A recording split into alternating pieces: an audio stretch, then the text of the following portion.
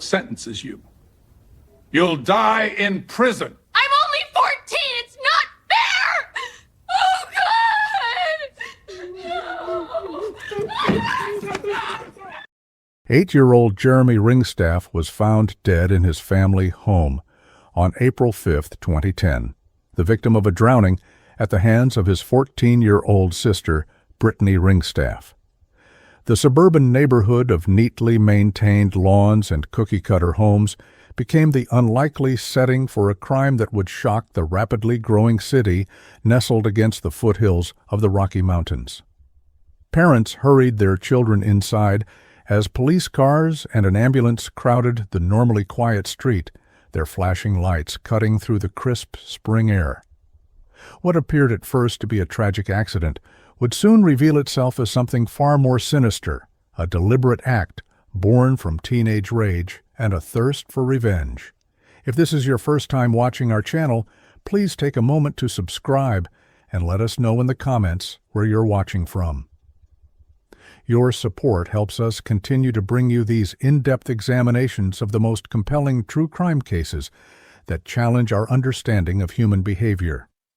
The day had begun like any other in the Ringstaff household, with the family of 4 preparing for school and work amidst the typical morning rush. Charles and Heather Ringstaff, both professionals in Boise's growing tech sector, were already running late for important meetings when the first argument between their children erupted over breakfast. 8-year-old Jeremy had accidentally knocked over Brittany's phone while reaching for the cereal, sending it clattering to the floor where the screen shattered into a spider web of cracks. The ensuing screaming match prompted Heather to confiscate Brittany's damaged phone as punishment for her overreaction, adding that she would be grounded for the weekend.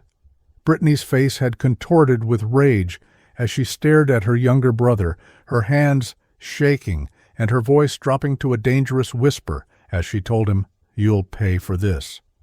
Both parents dismissed the comment as typical teenage dramatics, with Charles telling Brittany to get over it before ushering Jeremy into the car for his drop-off at elementary school. Heather informed Brittany that she would be taking the bus today as further punishment, unaware that this small disciplinary action would set in motion a chain of events leading to unimaginable tragedy. Brittany watched from the front porch as her parents' vehicles disappeared down the street, her mind already turning toward thoughts of retribution that would forever alter the family's future. What investigators would later piece together was that Brittany called her school's attendance office, perfectly mimicking her mother's voice to report that she was sick and would be staying home. She then called Jeremy's school using the same impersonation technique, claiming a family emergency required her to pick up her brother early. Security camera footage from a neighbor's house would later show Brittany walking to the nearby bus stop but taking the public bus heading toward Jeremy's elementary school rather than toward her own middle school. The calculated nature of Brittany's actions, the premeditation evident in her careful planning, would later become central to the prosecution's case that this was no impulsive act, but a coldly considered murder. By 10:30 that morning, Brittany had successfully checked Jeremy out of school, with the front office staff later recalling that Jeremy seemed confused but not alarmed, as his sister explained that they needed to go home because their grandmother had been in an accident. The siblings were captured on a convenience store's security camera at 11:15, purchasing a soda and candy bars, with Brittany appearing calm and Jeremy seemingly unaware of what awaited him. The bus driver who took them back to their neighborhood would later testify that nothing seemed amiss with the pair, though he remembered thinking it was odd to see school-age children riding during school hours. These ordinary moments of mundanity, a candy bar purchase, a bus ride, would soon be transformed into the final normal experiences of Jeremy Ringstaff's life. The Ringstaff home, a 2-story colonial with blue shutters and a meticulously maintained garden, sat empty and quiet as Brittany unlocked the front door and ushered her brother inside. Investigators believe that Brittany initially maintained a facade of normalcy, suggesting they watched television while their parents sorted out the family emergency she had fabricated. At some point, Brittany ran a bath, later claiming to police that Jeremy had wanted to take one because he had gotten dirty during morning recess. The bathroom where the crime occurred was on the second floor of the home, featuring a deep soaking tub with sliding glass doors, the kind of ordinary domestic fixture found in millions of American homes. That this commonplace setting would become the site of such extraordinary violence added another layer of horror to the already disturbing case. The exact sequence of events that occurred in that bathroom remains known only to Brittany, but forensic evidence would later paint a grim picture. Jeremy was fully clothed when his body was found, suggesting he had not voluntarily entered the bathtub for a bath. Water splashed across the bathroom floor, and walls indicated a significant struggle had taken place. Most damning of all was the evidence found on Brittany herself. Jeremy's blood under her fingernails and spatter across her clothing, physical proof that contradicted every version of events she would subsequently offer to police. The medical examiner would later determine that Jeremy had been forcibly held under water for at least 3 minutes, his desperate scratching and clawing at his sister's arms leaving telltale DNA evidence that no amount of scrubbing could remove.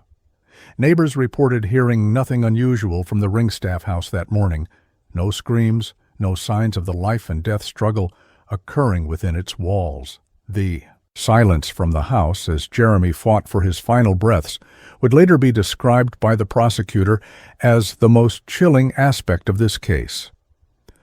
Brittany, for her part, spent the next several hours attempting to stage the scene, moving Jeremy's body from the bathtub to the hallway outside the bathroom to suggest he had slipped and fallen after his bath. She changed her own clothes, placing the blood-spattered garments in the washing machine and running a full cycle in an attempt to destroy evidence.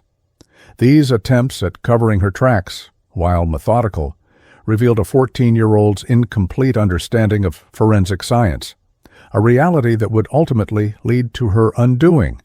It was Heather Ringstaff who discovered the scene upon returning home early from work at approximately 2:15 p.m., having received calls from both children's schools inquiring about their absences.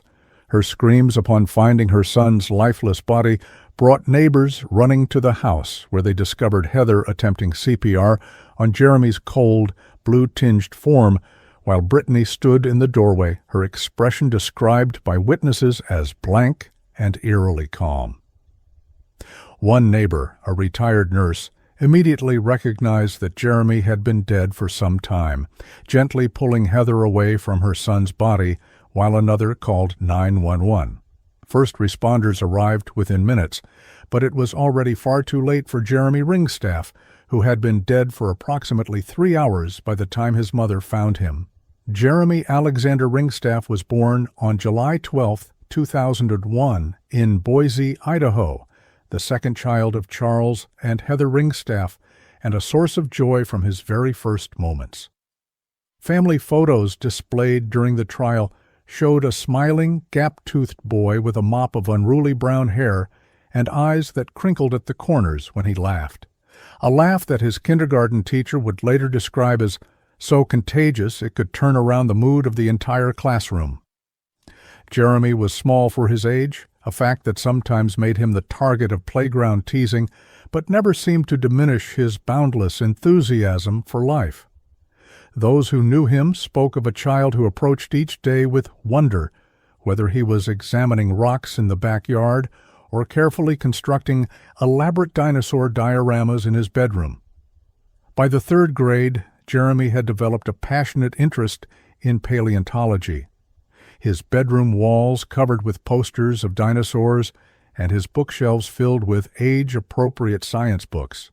He could pronounce Pachycephalosaurus perfectly by the time he was 6, his father recalled during his heart-wrenching victim impact statement, and he corrected anyone who got it wrong. Jeremy's teacher at Hillside Elementary described him as an eager student who often brought interesting rocks and fossils to class for show and tell, patiently explaining their scientific significance to his classmates. His dream was to become a dinosaur scientist and discover a new species that he planned to name after his parents, a future full of potential that was violently cut short in a bathtub at the hands of his sister. Soccer was Jeremy's other great love, and though he wasn't the most naturally talented player on his youth team, coaches praised his determination and team spirit. Jeremy never complained about playing defense, which is unusual for kids his age. His coach told the court during the trial's victim impact phase, he just wanted to be part of the team and contribute however he could. Teammates from the Boise Youth Soccer Association filled 2 rows of the courtroom during Brittany's trial, each wearing their blue and white jerseys with black armbands in Jeremy's memory. The small soccer cleats placed beside his casket at the funeral, cleats he would never outgrow, became one of the most poignant symbols of the senseless loss that had befallen the community. Jeremy's relationship with his sister had been complicated, as many sibling relationships are, but friends and family reported that he had idolized Brittany despite her frequent annoyance with him. He wanted to be just like his big sister, Heather Ringstaff testified, her voice breaking as she recalled how Jeremy would try to mimic Brittany's mannerisms and interests. He would save up his allowance to buy her little gifts, a keychain, a candy bar, just to see her smile. This unreciprocated adoration made the circumstances of his death all the more tragic, with prosecutors emphasizing that Jeremy likely trusted his sister until the very end, unable to comprehend that someone he loved could harbor such deadly intentions toward him. The betrayal of that innocent trust became a central theme in the prosecution's narrative, with prosecutor Elizabeth Howard telling jurors, "The last face Jeremy saw was one he loved and trusted, and that face watched without mercy as he fought for his last breath." The impact of Jeremy's death extended far beyond his immediate family, creating ripples of grief throughout the community of Boise. His classmates at Hillside Elementary struggled to comprehend the loss, with school counselors brought in to help the young children process the tragic news. They kept asking when Jeremy was coming back, his teacher told reporters outside the courthouse, tears streaming down her face. How do you explain to 8-year-olds that their friend was murdered by his sister? The school eventually created a memorial garden with a small dinosaur sculpture at its center where students could leave drawings and notes for their lost classmate. The garden became a physical representation of the hole left in the community by Jeremy's absence, a place where the potential of a life unlived could be contemplated and mourned. Jeremy's funeral was attended by over 300 people, many of whom had never met him, but had been moved by the tragic circumstances of his death.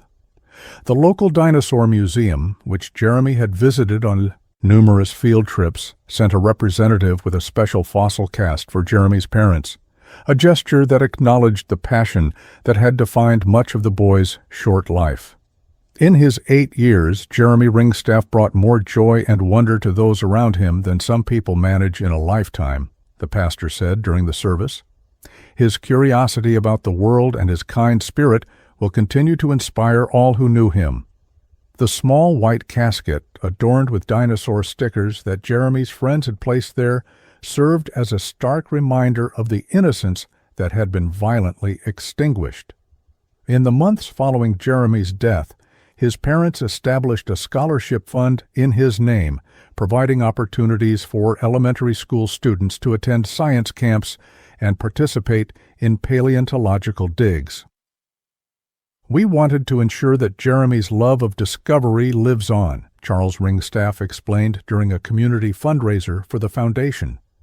That somehow, through other children's experiences, Jeremy's dreams can still come true. The foundation became an important part of the healing process for the Ringstaffs and for the broader community, transforming unimaginable grief into a force for positive change. Through this foundation, Jeremy's memory would continue to inspire young scientists long after the trial had concluded and the media attention had faded, perhaps the only comfort available to parents who had lost their son in such horrific circumstances. The 911 call came in at 2:19 p.m. on April 5, 2010, a neighbor's panicked voice reporting a child not breathing at the Ringstaff residence on Aspen Ridge Drive in Boise, Idaho. Patrol officers Ryan Connolly and Teresa Dawson arrived at the scene 4 minutes later, followed closely by paramedics who immediately confirmed what the retired nurse neighbor had already determined.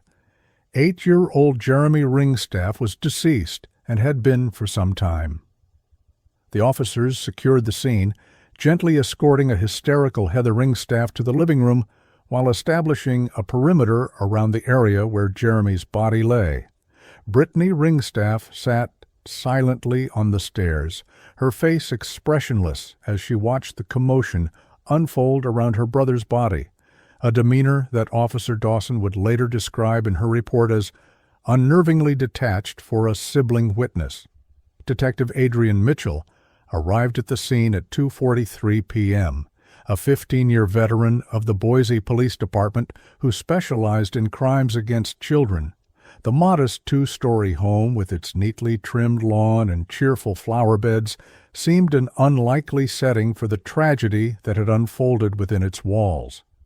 Mitchell's first observation, noted in his case file, was the incongruity of the scene, Jeremy's fully clothed body lying in the hallway outside the bathroom, yet the bathroom itself showing signs of significant water spillage consistent with a violent struggle.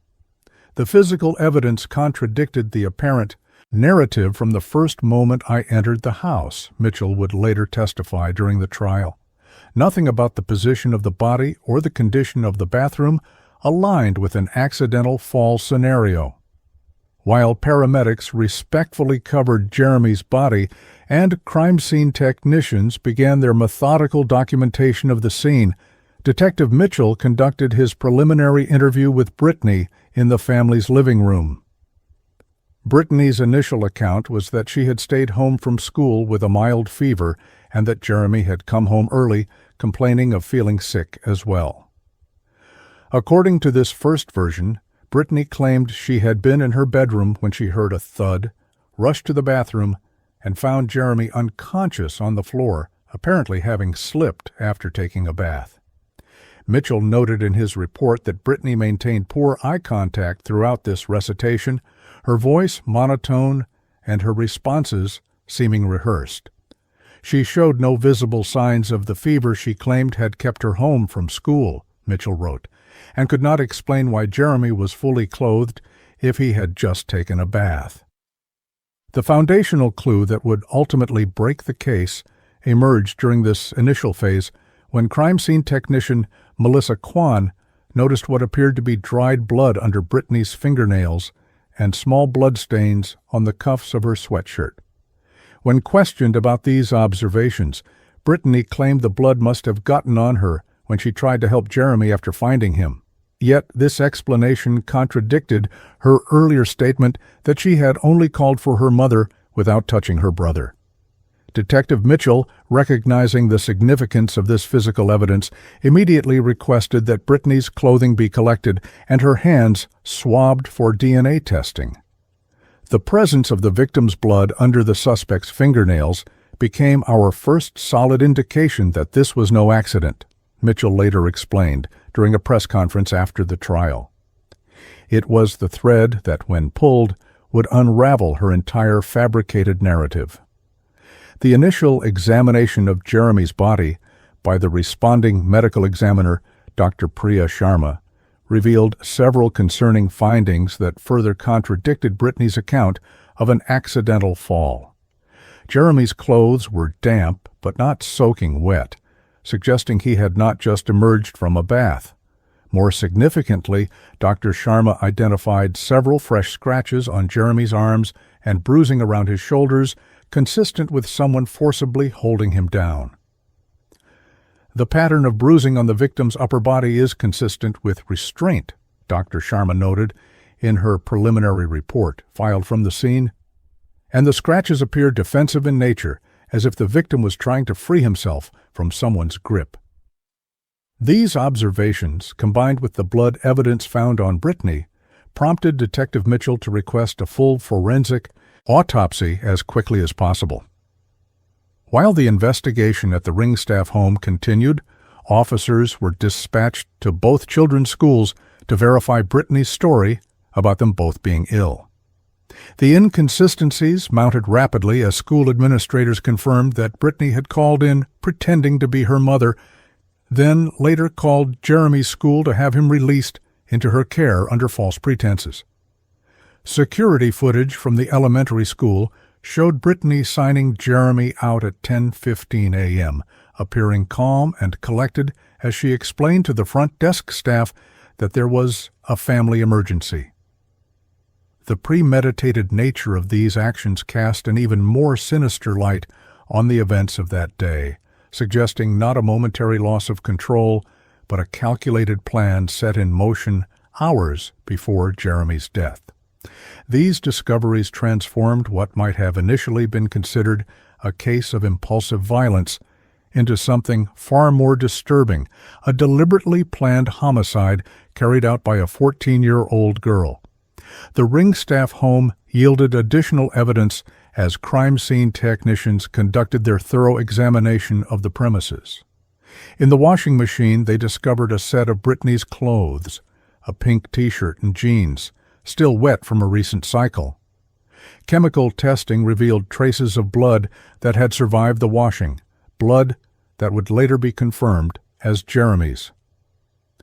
In Brittany's bedroom, detectives found her damaged phone hidden under her mattress, its screen shattered exactly as described by her parents.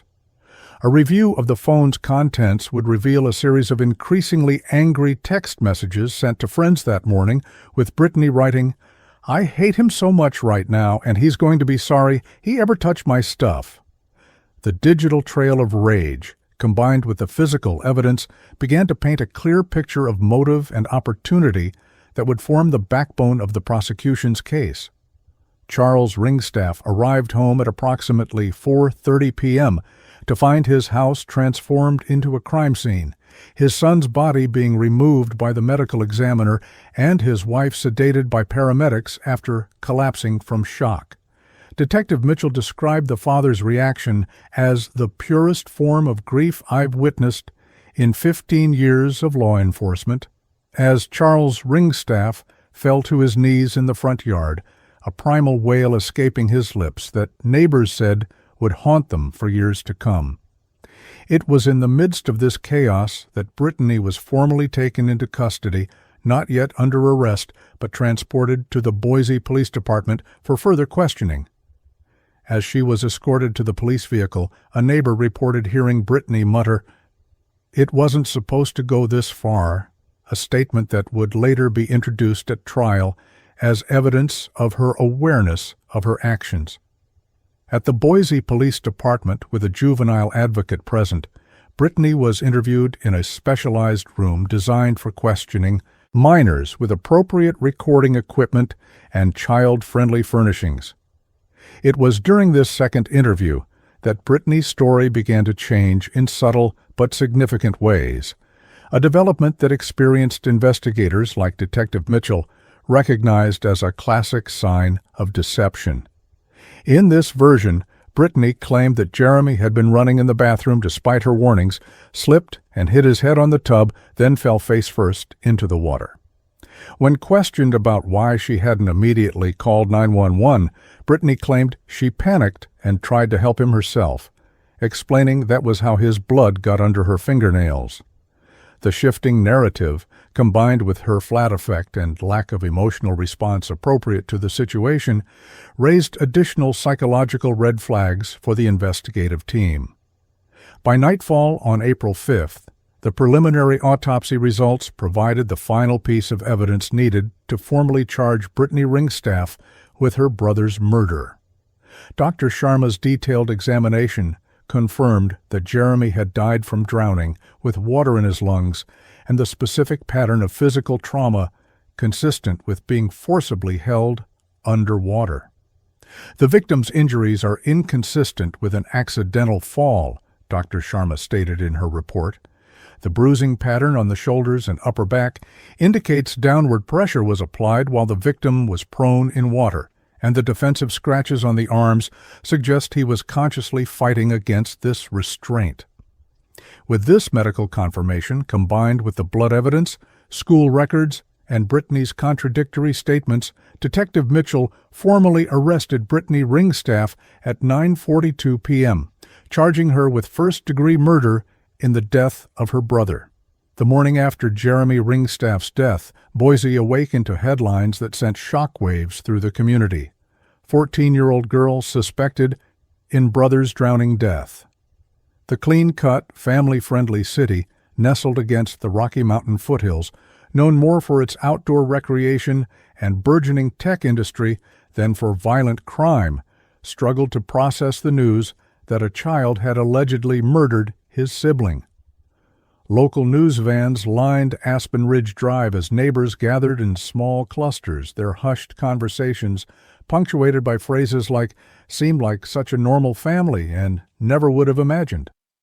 Detective Adrian Mitchell, now leading the homicide investigation, worked to shield the Ringstaff family from the sudden media attention while simultaneously building an airtight case against Brittany, aware that prosecuting a juvenile for first-degree murder would require extraordinary evidence and face intense public scrutiny.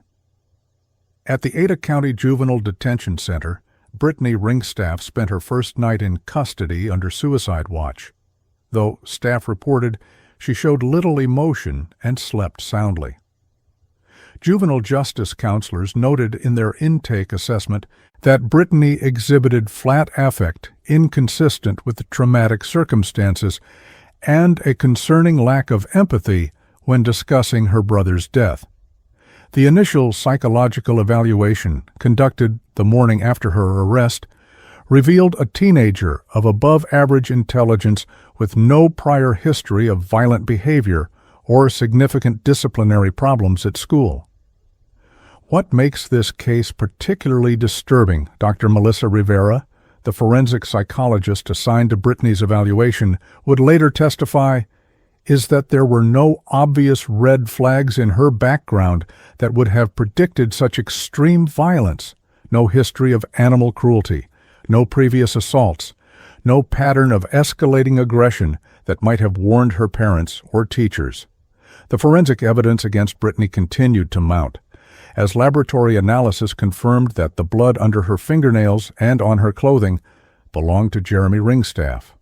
The pattern of blood spatter on the sweatshirt Brittany had been wearing, tiny droplets consistent with struggle rather than the larger smears that would result from providing aid after the fact, directly contradicted her claim of finding Jeremy already injured.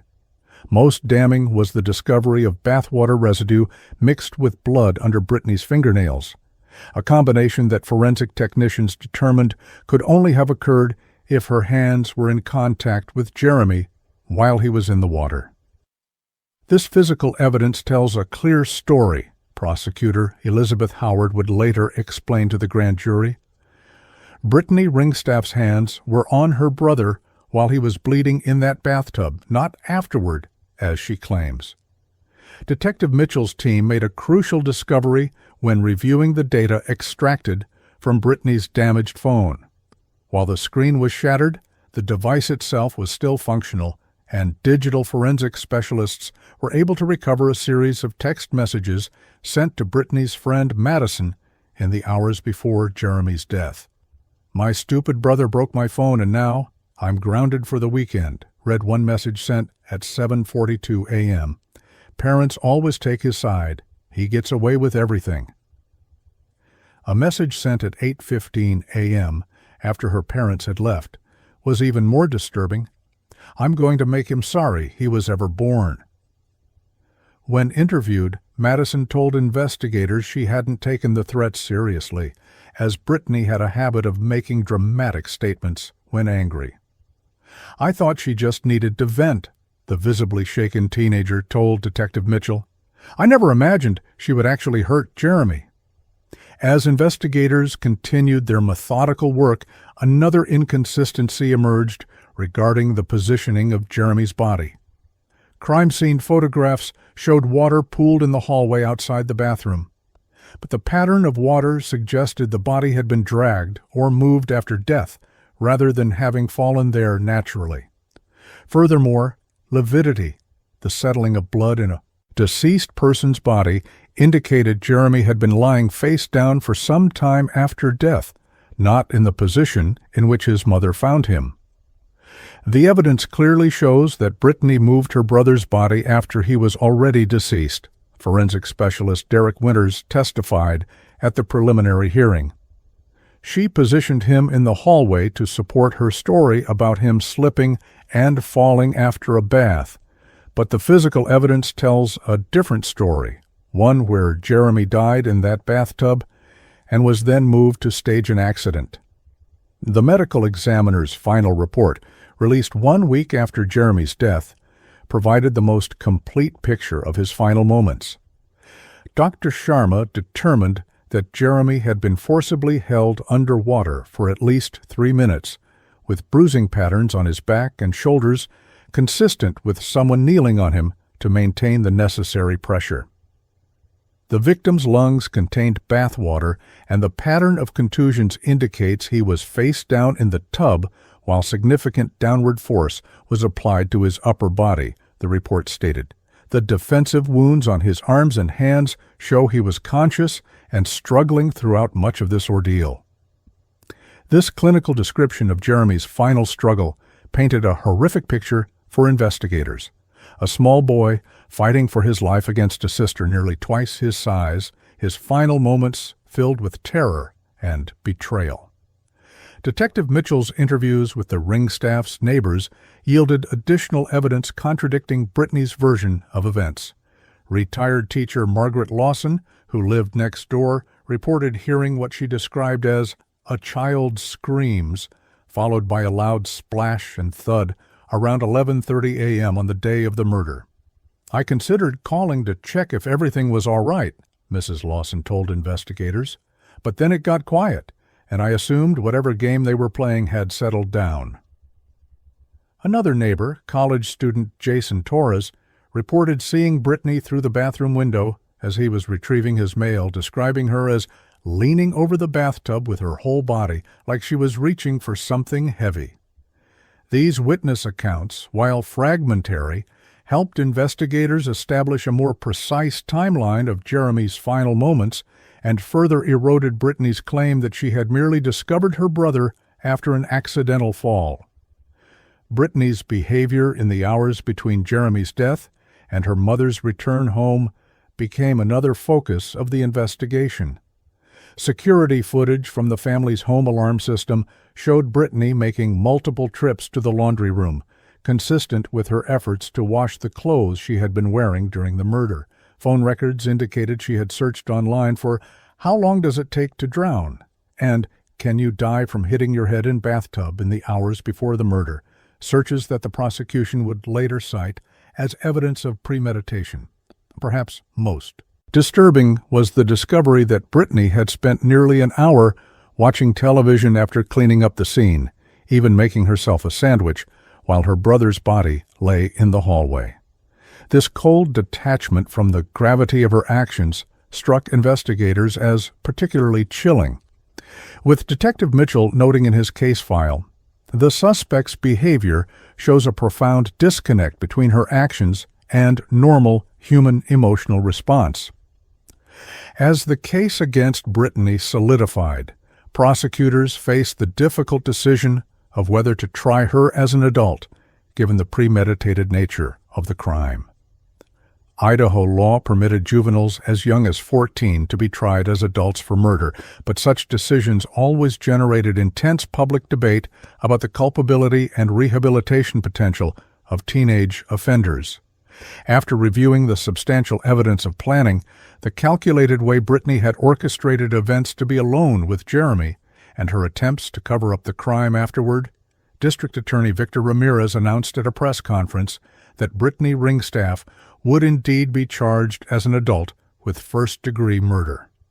The deliberate nature of this crime, the extensive efforts to conceal it, and the complete lack of remorse shown by the defendant leave us no choice but to pursue adult charges, Ramirez stated, as camera flashes illuminated his grim expression. The justice system must weigh not only the defendant's age, but also the calculated nature of the offense and the right of the victim to have justice served. Public reaction to the decision was deeply divided, with child welfare advocates arguing that a 14-year-old's brain was still developing and incapable of fully understanding the permanence of her actions, while others pointed to the premeditated nature of the crime as evidence that Brittany fully comprehended what she was doing. Against this backdrop of community controversy, Brittany Ringstaff was transferred from juvenile detention to the Ada County Jail's separate youth wing, where she would await a trial that would not only determine her fate, but also spark a national conversation about juvenile justice, the nature of sibling violence, and whether a life sentence for a 14-year-old, regardless of her crime, constituted cruel and unusual punishment.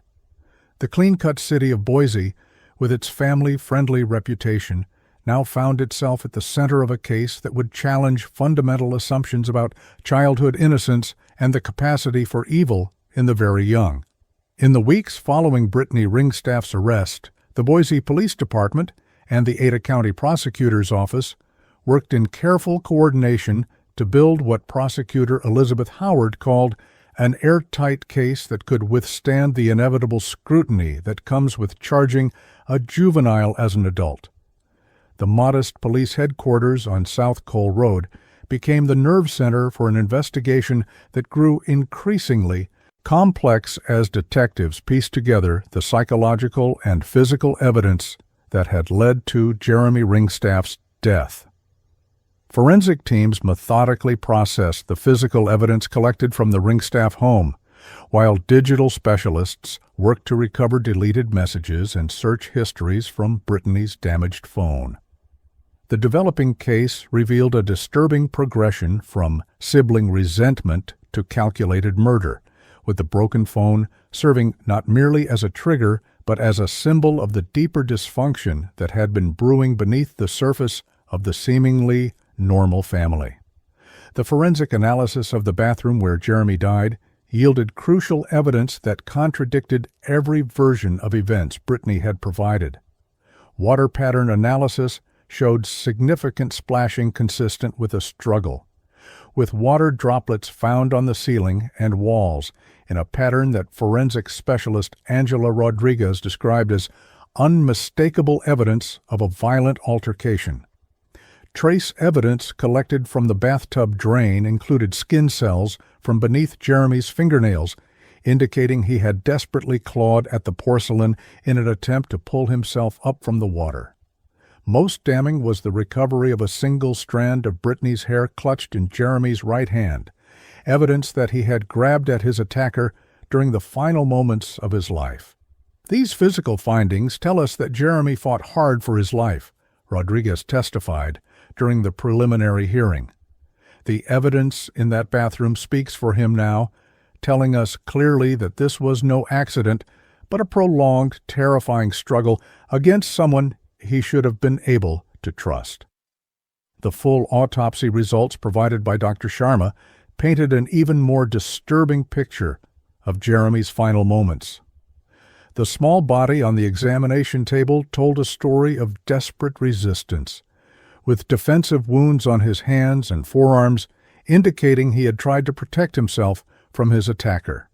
Bruising patterns on his back and shoulders matched the size and approximate shape of human knees, suggesting Brittany had pinned him face down in the water by kneeling on his back. The victim's lungs were full of bathwater, Dr. Sharma noted in her report, and the presence of water in the stomach indicates he was gasping and swallowing water while conscious. The medical evidence indicated that Jeremy had remained conscious for much of the ordeal, aware that his sister was deliberately holding him under the water and fighting desperately to survive. This medical timeline, suggesting a drowning that took several minutes of sustained force, became a critical element in establishing the charge of first-degree murder rather than a lesser charge that might have resulted from a momentary loss of control. The digital evidence recovered from Brittany's devices revealed a motive that extended far beyond simple anger over a broken phone. Text conversations with friends in the weeks leading up to the murder showed Brittany's growing resentment toward her younger brother and what she perceived as preferential treatment from their parents. "They always take his side," she had written to a friend 2 weeks before the murder. "He breaks my stuff, lies about it, and gets away with everything because he's the baby of the family." Another message, sent just days before the fatal incident, read, "Sometimes I wish he would just disappear so I could have Mom and Dad to myself again." These digital breadcrumbs established a pattern of escalating hostility that culminated in the messages sent the morning of the murder, where Brittany's threats against her brother took on a more specific, ominous tone. The prosecution would later argue that the broken phone was merely the final trigger for violence that had been building for months. Interviews with the ring staff's friends and neighbors revealed subtle warning signs that had gone unnoticed before the tragedy. Jeremy's teacher reported that he had recently mentioned being afraid to be alone with his sister, though he hadn't specified why. A neighbor recalled seeing Brittany roughly grab Jeremy's arm while walking him home from the bus stop several weeks before the murder, yanking him so hard he had cried out. Brittany's friends described her as increasingly obsessed with her phone and social media status, with one friend telling investigators she would freak out if she couldn't check her accounts every few minutes. The collection of these seemingly minor incidents created a mosaic of a teenage girl whose attachment to her digital device had become unhealthy and whose resentment toward her brother had been escalating in ways that, while visible in retrospect, had not triggered intervention before tragedy struck. The recovered search history from Brittany's devices provided some of the most chilling evidence of premeditation. 3 days before the murder, she had searched, "Can someone drown in a bathtub?" and "How long does it take someone to drown?" On the morning of the murder itself, after her parents had left, her searches included "How to make a drowning look like an accident" and "Do police check for fingerprints in bathtub drownings?" These digital footprints demolished any possibility that Jeremy's death was the result of a momentary rage or impulsive violence. Brittany had been contemplating this specific method of murder for days, researching how to commit the crime and avoid detection. The defendant's search history demonstrates not just intent, but extensive planning, Prosecutor Howard stated during a press conference. This was not a child acting on impulse, but a calculated act preceded by days of research and deliberation. The water in Jeremy's lungs became one of the most critical pieces of physical evidence in the case. Forensic analysis determined that the bathwater contained a specific combination of minerals consistent with the Ringstaff home's water supply, confirming without doubt that Jeremy had drowned in that bathtub rather than experiencing a dry land accident followed by body repositioning. Lung fluid analysis also established that Jeremy had been alive and breathing when submerged, inhaling water in his desperate struggle for oxygen. This evidence directly contradicted Brittany's claim that Jeremy had hit his head and died before coming into contact with the water. The presence of water in the lungs, combined with the defensive wounds and struggle marks in the bathroom, created an unassailable timeline. Jeremy had been conscious, fighting for his life as Brittany held him underwater until he could fight no more. Detective Mitchell's interviews with Brittany's school counselors and teachers added another dimension to the case, revealing a teenager who exhibited concerning patterns of behavior that, while not previously rising to the level of criminal conduct, suggested underlying issues. Her English teacher shared an essay Brittany had written 3 months before the murder, a creative writing assignment in which she had described a character taking revenge on a sibling by making them disappear forever. The school counselor reported that Brittany had been referred twice for anger management after classroom outbursts, though the intervention had been minimal. These school records painted a picture of a teenager struggling with emotional regulation and harboring fantasies of violence that, tragically, no one had connected into a pattern that might have predicted her capacity for actual violence against her brother. The scratches on Jeremy's arms, documented in both photographs and the autopsy report, became another key element of the prosecution's case. The pattern and depth of these defensive wounds told the story of a child fighting desperately for his life, clawing and scratching at his attacker as he was held underwater. These marks aligned perfectly with the blood found under Brittany's fingernails, Jeremy's blood, confirmed by DNA analysis. These scratches are textbook defensive wounds, forensic pathologist Dr. Marcus Chen testified at the preliminary hearing. They occur when a victim is trying to escape from an attacker, trying to push them away or break their hold. The prosecution would later argue that these wounds were particularly significant because they proved Jeremy had been conscious and struggling throughout much of the drowning, directly refuting Brittany's claim that he had been unconscious from a fall before entering the water.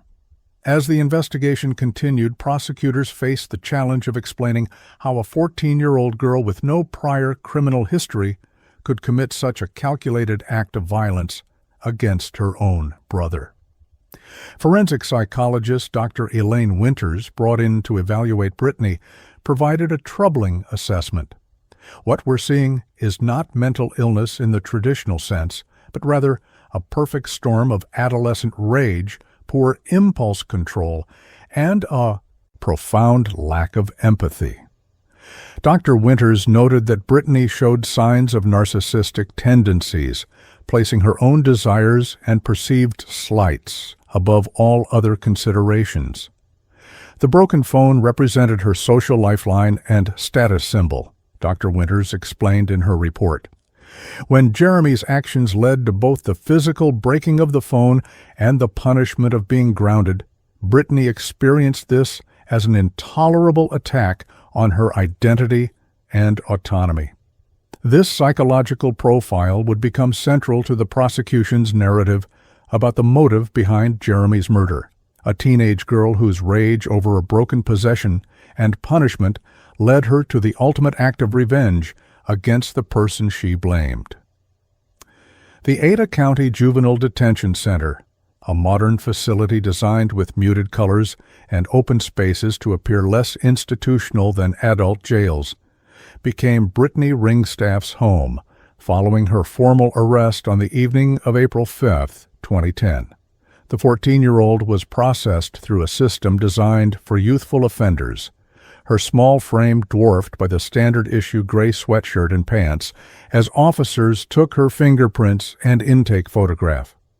Despite the gravity of the situation, detention staff noted that Brittany remained eerily composed, displaying none of the fear or distress typical of juveniles entering detention for the first time.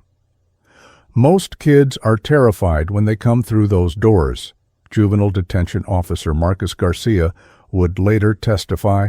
They cry for their parents, they shake, they can barely speak during intake questions. Brittany was different. She went through the process like she was checking into a hotel, asking practical questions about meal times and whether she could have books in her room.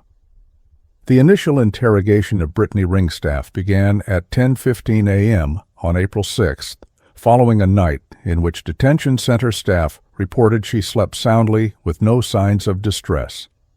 The interview room at the Boise Police Department's headquarters was specially designed for juvenile suspects, featuring comfortable furniture and recording equipment disguised within the decor to appear less intimidating. Detective Adrian Mitchell led the questioning, accompanied by a female officer, a representative from Child Protective Services, and Brittany's court-appointed attorney, Patricia Reynolds. The strategy, Mitchell would later explain, was to start with open-ended questions, allowing Brittany to tell her version of events before confronting her with the mounting physical evidence that contradicted her story. We wanted to see how many times her narrative would shift, Mitchell explained during the trial. Each change in her story provided us with valuable insights into her thought process and level of premeditation. Brittany's demeanor during the first hours of questioning struck the interrogation team as profoundly unsettling, with her affect remaining flat even when describing her brother's death. "I already told you what happened," she stated, with visible annoyance when asked to recount the events again. "He was taking a bath, I heard a noise, and when I went in, he was underwater." This version, her third distinct account since her initial statement to first responders, introduced the new claim that Jeremy had been taking a bath rather than simply falling in the bathroom. When Detective Mitchell gently pointed out that Jeremy had been found fully clothed, Brittany blinked several times before responding, "Oh, right. He must have fallen in with his clothes on while leaning over to get something." This adjustment, made without emotional reaction or apparent distress at the inconsistency, raised immediate red flags for the experienced investigators in the room. The interview strategy shifted when Mitchell placed photographs of the blood evidence found under Brittany's fingernails on the table between them. "Can you explain how Jeremy's blood got under your nails if you only found him after he was already underwater?" he asked, his tone remaining conversational despite the gravity of the question. Brittany stared at the photographs for nearly 30 seconds before offering yet another variation of events. "I tried to pull him out of the water when I found him. He must have cut himself when he fell, and I got his blood on me then."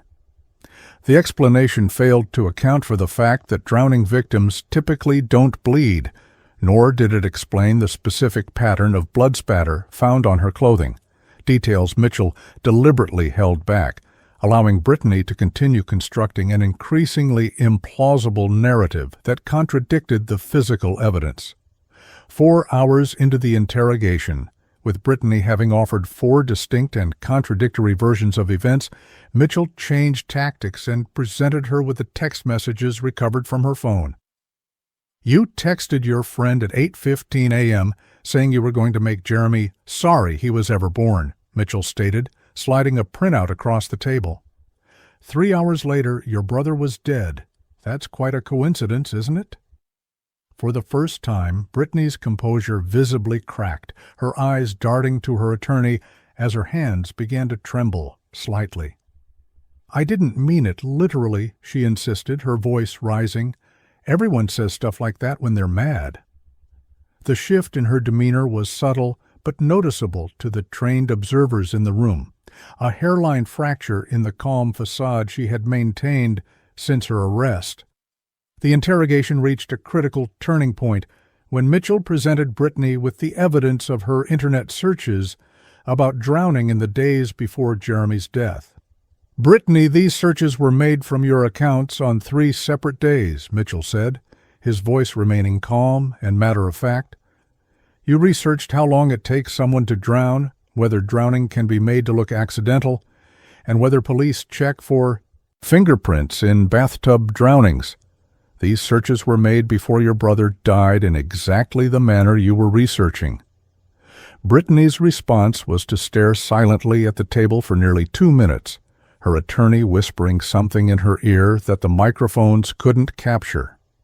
When Brittany finally spoke, it was to request a break, a request that Mitchell granted immediately, sensing that the confrontation with this evidence had created the first significant crack in her defenses. When the interrogation resumed after a 30-minute break, Brittany's attorney attempted to end the questioning, but Brittany herself surprisingly overruled this suggestion, stating she wanted to explain things properly now. What followed was yet another version of events, one that incorporated elements of the evidence she now knew the police possessed. "Jeremy was annoying me all morning," she began, her voice taking on a rehearsed quality. "He kept coming into the bathroom while I was trying to take a bath, making noise and splashing me. I pushed him away and he slipped and fell into the tub. I tried to help him up, but he was panicking and pulling me down too. I might have held him down for a second just to calm him down, but I didn't mean for him to drown. This new narrative, while closer to admitting culpability, still positioned Jeremy's death as accidental rather than intentional and failed to explain the premeditated searches or the text messages threatening revenge. Detective Mitchell's most effective tactic came 7 hours into the interrogation, when he placed photographs of Jeremy's autopsy on the table, specifically images of the bruising on the boy's back and shoulders. Our medical examiner has confirmed that these marks were made by someone kneeling on Jeremy's back while he was face down in the water, Mitchell explained, his voice taking on a harder edge for the first time. These bruises didn't happen from a fall, Brittany. They didn't happen from trying to help him. They happened because someone held him down with significant force for at least 3 minutes while he fought to survive. The color drained from Brittany's face as she stared at the photographs, her attorney again whispering urgently in her ear. For nearly 5 minutes, Brittany remained silent, her breathing becoming increasingly rapid as she continued to stare at the evidence of her brother's final struggle. When Brittany finally spoke again, it was in a voice barely above a whisper, her previous composure completely shattered. "He broke my phone," she said, tears appearing in her eyes for the first time since her arrest. "Do you know what that means? Everything I care about was on that phone, my friends, my photos, my whole life. And he broke it, and then Mom took his side like always and grounded me. It wasn't fair." The shift in her narrative was striking, no longer denying the act itself, but instead beginning to justify it, to explain the rage that had driven her to hold her brother underwater until he stopped moving. "I didn't plan it," she continued, though the evidence of her internet searches clearly contradicted this claim. "When I saw him playing in the bathroom, like nothing had happened, like he hadn't ruined everything, I just snapped." The final hours of the interrogation revealed the full horrifying sequence of events as Brittany's carefully constructed denials collapsed under the weight of the evidence. Through tears and increasingly disjointed statements, she described calling Jeremy's school and checking him out under false pretenses, running the bath while he watched television, and then calling him into the bathroom. "I told him I had a surprise for him in the tub," she admitted, her voice now hollow. "When he leaned over to look, I pushed him in and held him down. He fought really hard. He scratched me and kept trying to get up, but I was stronger."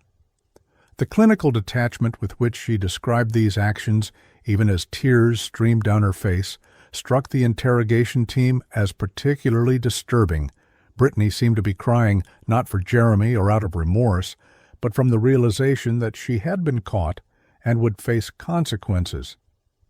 As the interrogation drew to a close after nearly 9 hours, Detective Mitchell asked the question that would later resonate throughout the trial. "Brittany, do you understand that Jeremy is gone forever because of what you did? That your parents have lost their son?" Brittany's response, captured on video and later played for the stunned courtroom during trial, revealed the disturbing disconnect at the core of her psychology. "I know he's dead," she replied, wiping away tears. "But they still have me. Once they understand why I did it, that it wasn't really my fault, things can go back to normal." This statement, revealing a profound lack of empathy and an inability to comprehend the permanent nature of her actions, would become central to the prosecution's argument that Brittany Ringstaff, despite her youth, represented an ongoing danger to society. A 14-year-old who had committed an adult crime with adult premeditation and showed a troubling inability to grasp the moral magnitude of taking her brother's life over a broken phone. The Ada County Courthouse in downtown Boise stood as a monument to judicial solemnity, its neoclassical architecture and imposing stone facade projecting the weight and gravity of the proceedings that took place within its walls. On September 27, 2010, nearly 6 months after Jeremy Ringstaff's death, that gravity was palpable as the trial of State of Idaho versus Brittany Ringstaff began in the main courtroom on the building's third floor. The national media had descended upon the normally quiet city, with satellite trucks lining the streets and reporters jostling for position on the courthouse steps. Inside, Courtroom 3A had been prepared for a case that had captured public attention across the country. A 14-year-old girl facing adult charges for the premeditated murder of her 8-year-old brother, a crime committed over a broken phone, and perceived parental favoritism. The oak-paneled courtroom, with its high ceiling and carefully balanced acoustics, would become the stage for a trial that would challenge fundamental assumptions about childhood, criminality, and the justice system's approach to juvenile offenders. Judge Leonard Harrington entered the courtroom precisely at 9:01 a.m., his black robe swishing as he took his seat at the bench and surveyed the packed gallery with a stern expression that had earned him the nickname Stoneface among the local legal community. At 67 years old, with nearly 3 decades on the bench, Harrington was known for running a tight courtroom and having little patience for theatrics or delays. "This trial will proceed with the dignity and decorum befitting a court of law," he announced after calling the session to order, his steely gaze sweeping over the assembled press corps in the back rows. "The age of the defendant does not change the solemn nature of these proceedings or the standards of behavior I expect from everyone in this courtroom." This opening statement set the tone for what would be one of the most closely watched trials in Idaho's recent history, with Harrington making it clear that despite Brittany's youth, this would be treated as the adult proceeding the charges demanded. Brittany Ringstaff entered the courtroom flanked by her defense attorneys, Patricia Reynolds and Michael Sorensen, her small frame nearly lost in the oversized navy blazer and khaki pants that had been selected to make her appear more mature and sympathetic to the jury. Her hair, previously dyed with purple streaks, had been returned to its natural blonde and pulled back in a conservative ponytail, her face devoid of the makeup she had favored before her arrest. The physical transformation was striking. Gone was the sullen teenager seen in her social media photos, replaced by a young girl who could have been headed to a private school rather than a murder trial. This careful presentation was the first move in the defense's strategy to emphasize Brittany's youth and immaturity, a visual reminder to the jury that despite the adult charges, the defendant was chronologically still a child. Across the aisle, Prosecutor Elizabeth Howard arranged her materials at the state's table with methodical precision, her crimson blazer a deliberate splash of color in the otherwise somber courtroom. At 45, Howard had built a reputation as one of Idaho's most formidable prosecutors, with a near-perfect conviction rate in homicide cases and a particular expertise in cases involving juvenile offenders. Her second chair, Assistant District Attorney Marcus Webb, reviewed notes beside her, occasionally leaning in to whisper observations as the potential jurors filed into the courtroom for selection. The prosecution team had spent months preparing for this case, aware that obtaining a first-degree murder conviction against a 14-year-old defendant would require overwhelming evidence presented with absolute clarity and emotional restraint. "We're not prosecuting a child today," Howard had told her team that morning. "We're prosecuting the actions of someone who made an adult decision to end another human life after days of planning." Jury selection lasted 3 days, with both prosecution and defense teams conducting extensive questioning of the potential jurors' attitudes toward trying juveniles as adults. Defense Attorney Reynolds focused her questions on brain development and impulse control in adolescence, asking potential jurors if they believed a 14-year-old could fully understand the permanence of death or the long-term consequences of their actions. "Would you agree that teenagers often act without considering consequences?" she asked repeatedly, seeking jurors who might be sympathetic to arguments about Brittany's developmental limitations. Prosecutor Howard, conversely, emphasized questions about premeditation and the capacity for calculating behavior, asking potential jurors if evidence showed that someone researched how to commit a crime days before carrying it out. Would you consider that planning regardless of the person's age? The contrasting approaches highlighted the central tension that would define the trial. Was Brittany Ringstaff a child who had acted impulsively without comprehending the consequences, or was she an individual who, despite her youth, had deliberately planned and executed the murder of her brother? The final jury comprised 7 women and 5 men, ranging in age from 26 to 68, with occupations including a nurse, a retired teacher, an accountant, a construction foreman, and a software engineer. 4 of the jurors were parents of teenagers, a demographic fact that both prosecution and defense had noted in their selection strategy, the defense hoping these parents would understand adolescent impulsivity, the prosecution counting on them to recognize the difference between normal teenage behavior and premeditated violence. As Judge Harrington instructed the newly empaneled jury on their responsibilities, he emphasized that they must judge the evidence objectively, setting aside any emotional responses to the defendant's age. The law recognizes that certain actions, regardless of who commits them, must be judged by the same standard, he stated firmly. Your task is to determine whether the evidence proves the charges beyond a reasonable doubt, applying the law as I will instruct you, regardless of any personal feelings about the defendant's age. Elizabeth Howard's opening statement began with a simple but devastating narrative of Jeremy Ringstaff's final moments, delivered in the measured, authoritative tone that had become her trademark. On April 5, 2010, 8-year-old Jeremy Ringstaff came home from school early, believing there was a family emergency, she began, standing directly before the jury without notes or podium. There was no emergency. There was only his sister, Brittany Ringstaff, who had spent days researching how to drown someone and make it look like an accident, who had pretended to be her mother on the phone to get Jeremy released from school, and who had run a bath with the specific intention of holding her brother underwater until he stopped breathing. Howard methodically outlined the state's case, emphasizing the foundational physical evidence of Jeremy's blood found under Brittany's fingernails and on her clothing, evidence that contradicted every version of events Brittany had provided to investigators. The victim's blood tells a story that no amount of changing narratives can erase, Howard told the jury, her voice growing softer but more intense. It tells us that Brittany Ringstaff's hands were on her brother as he fought for his life, as he scratched and clawed in a desperate attempt to survive the betrayal of someone he trusted.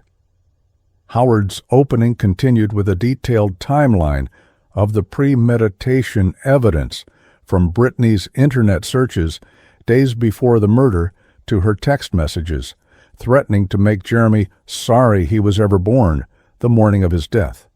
This was not an impulsive act of momentary rage, she argued, pacing slowly before the jury box.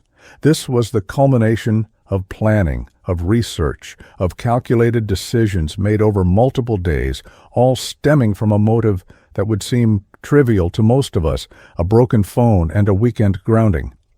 She acknowledged the defense's likely strategy directly, stating, "You will hear arguments about brain development and impulse control in teenagers. These are valid scientific concepts, but the evidence will show that Brittany Ringstaff did not act on impulse. She researched, she planned, she created false emergencies to get her brother released from school. She deliberately ran a bath with the intention of drowning him. And after he was dead, she methodically attempted to cover up her actions, moving his body and washing her clothes to destroy evidence." Howard concluded by reminding the jury that their duty was to the evidence, not to emotions about the defendant's youth. "The state does not take the prosecution of a 14-year-old lightly," she said, her voice solemn.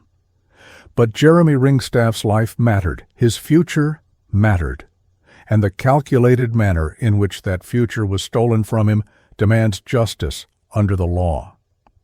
Defense attorney Patricia Reynolds rose for her opening statement with a deliberate contrast to Howard's authoritative presence, her posture and voice projecting compassion and concern rather than prosecutorial certainty. "What happened to Jeremy Ringstaff was a tragedy," she began, her voice gentle but clear in the hushed courtroom. "A family has lost their son. No one, least of all Brittany, can change that terrible reality." Reynolds moved closer to the jury, establishing eye contact with several members as she continued.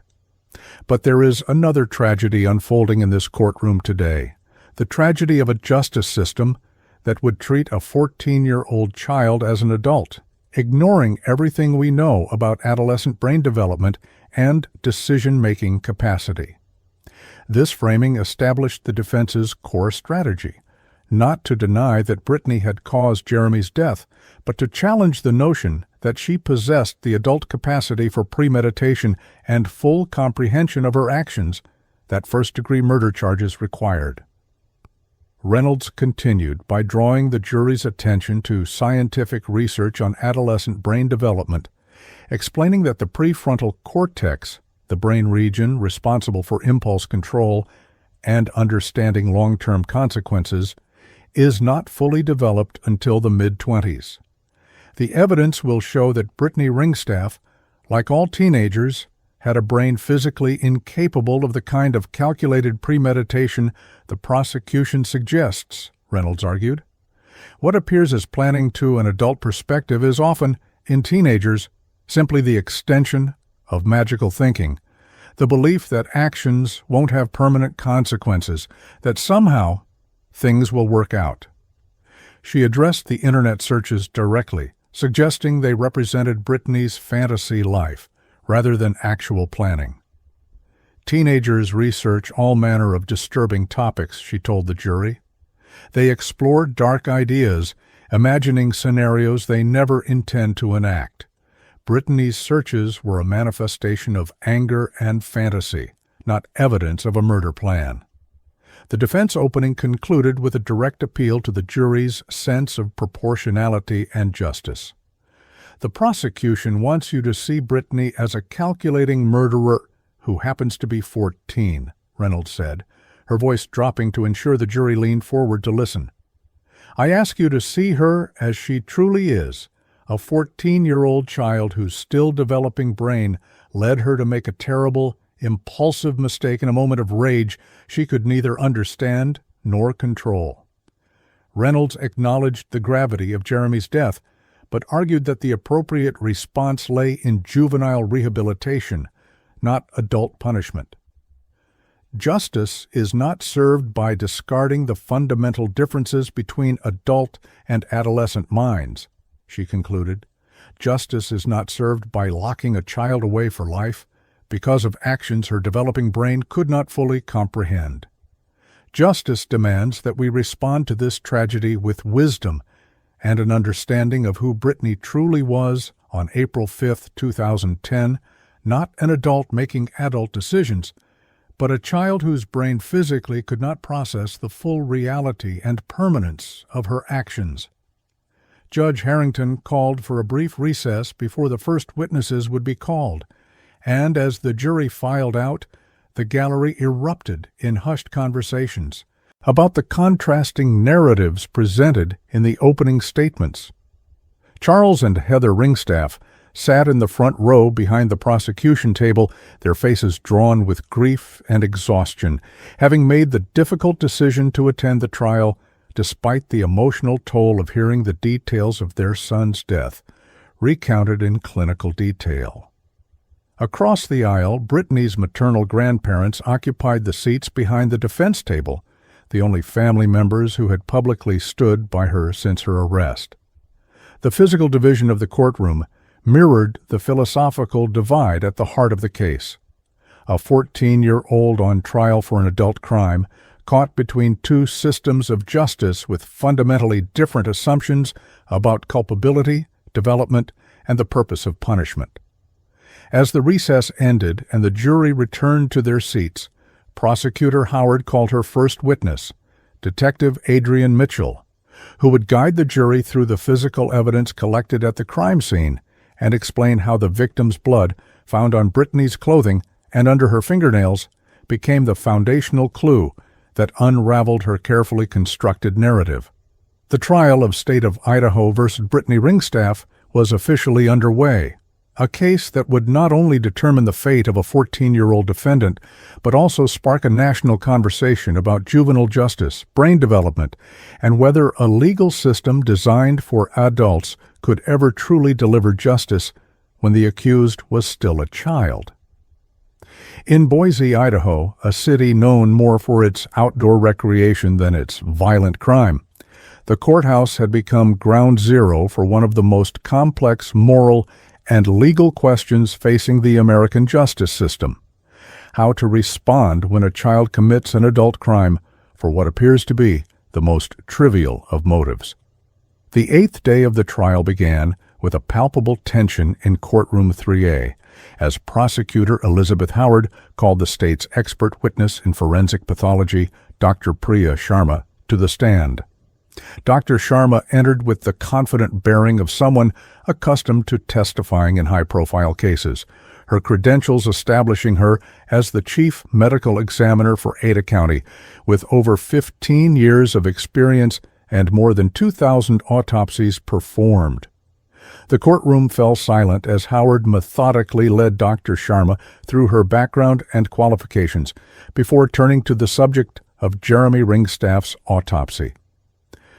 Large screens positioned for the jury's view displayed clinical photographs of Jeremy's body as Dr. Sharma began her testimony, the images carefully selected to provide necessary evidence without becoming unnecessarily graphic or emotionally manipulative. The jury's faces reflected the gravity of what they were seeing, the physical evidence of a child's final struggle marked on his small body.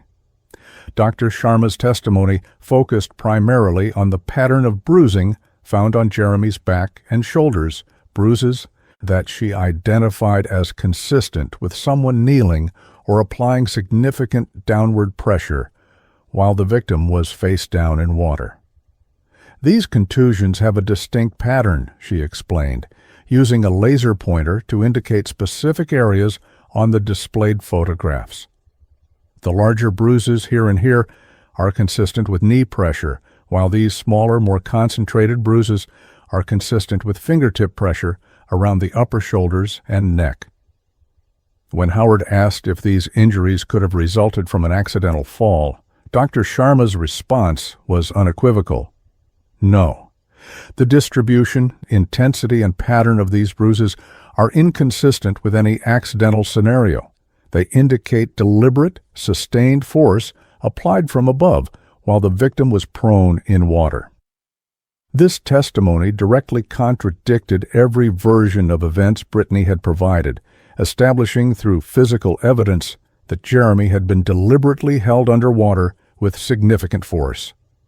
The most compelling aspect of Dr. Sharma's testimony came when she described the evidence of Jeremy's struggle to survive.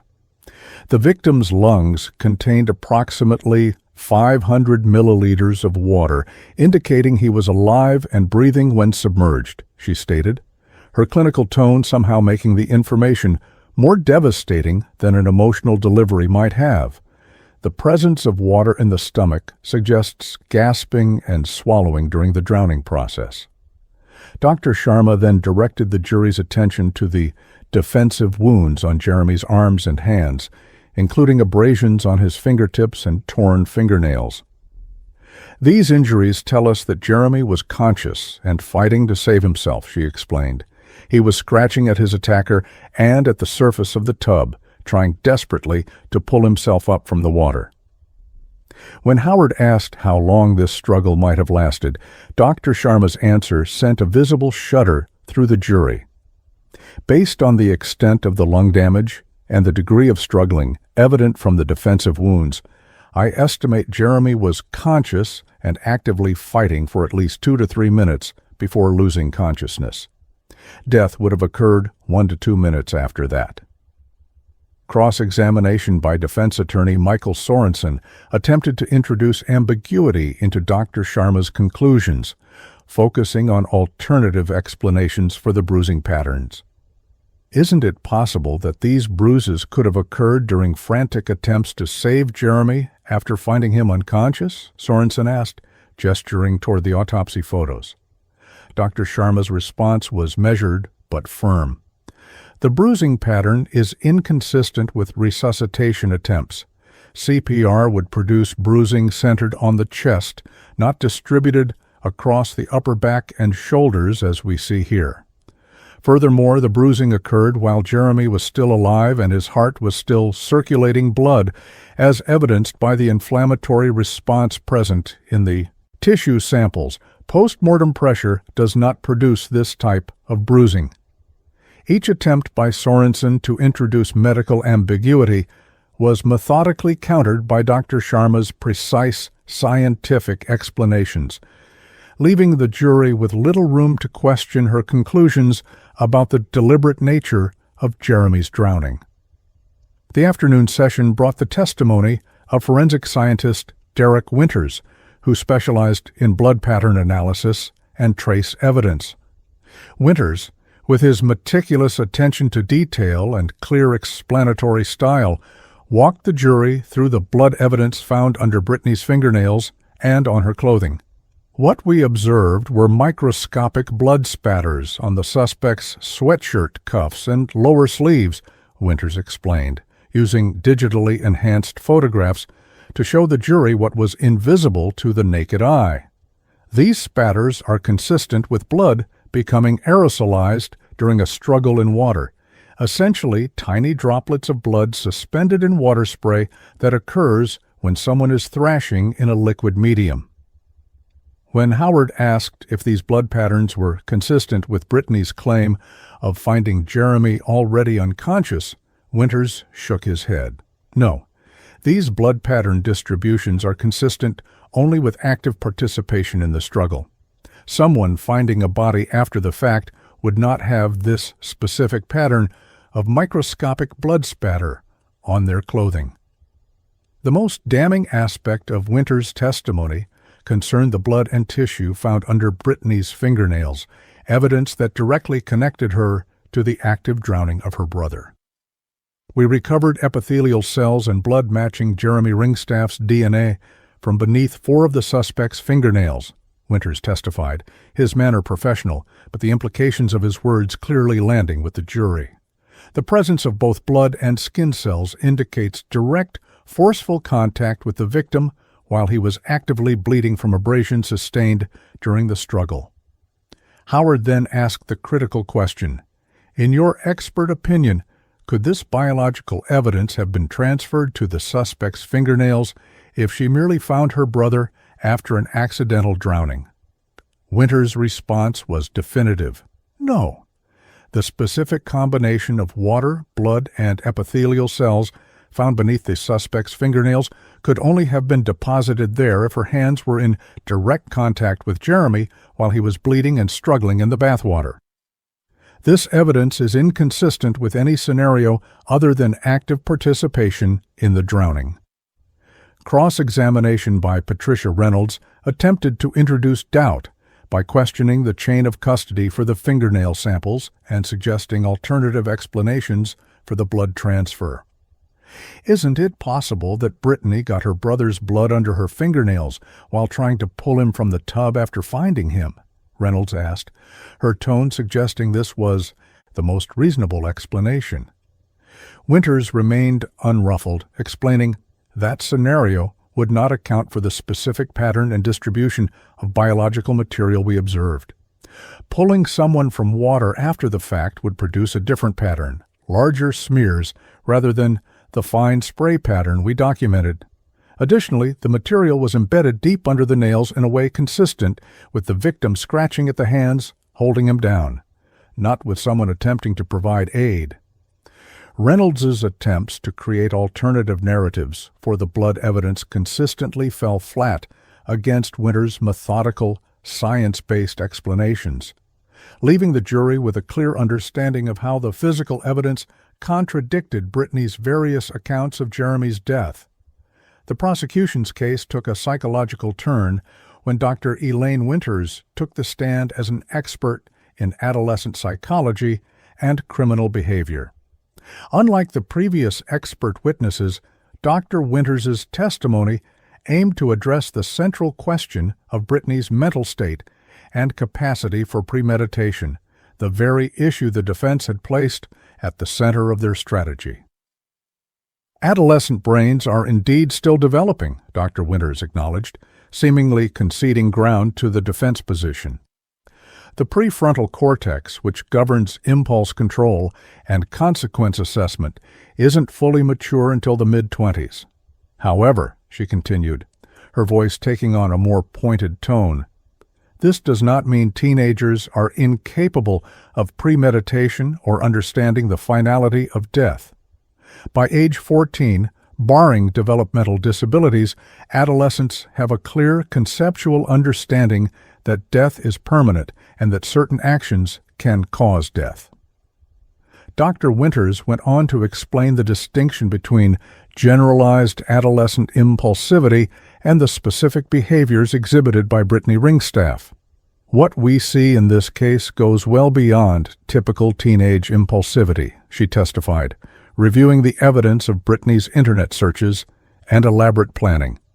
The research on multiple different days, the false calls to the schools, the creation of a cover story, these actions demonstrate an extended period of consideration and planning that cannot be explained away as a momentary impulse. When Howard asked about Brittany's motive, revenge for a broken phone and being grounded, Dr. Winters provided context that resonated with several jurors who nodded in recognition. To adults, a broken phone may seem trivial, but to many contemporary teenagers, their digital device represents their primary social connection, status symbol, and identity marker. The intensity of Brittany's reaction, while extreme in its manifestation, stems from the outsized importance these devices hold in adolescent social hierarchies. However, this contextual understanding of the motive does not negate the evidence of calculation and planning that preceded the act itself.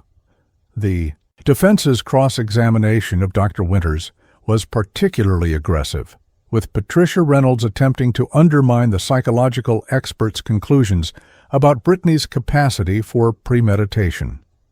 Isn't it true that teenagers often engage in what appears to be planning behavior without fully connecting those actions to real-world consequences?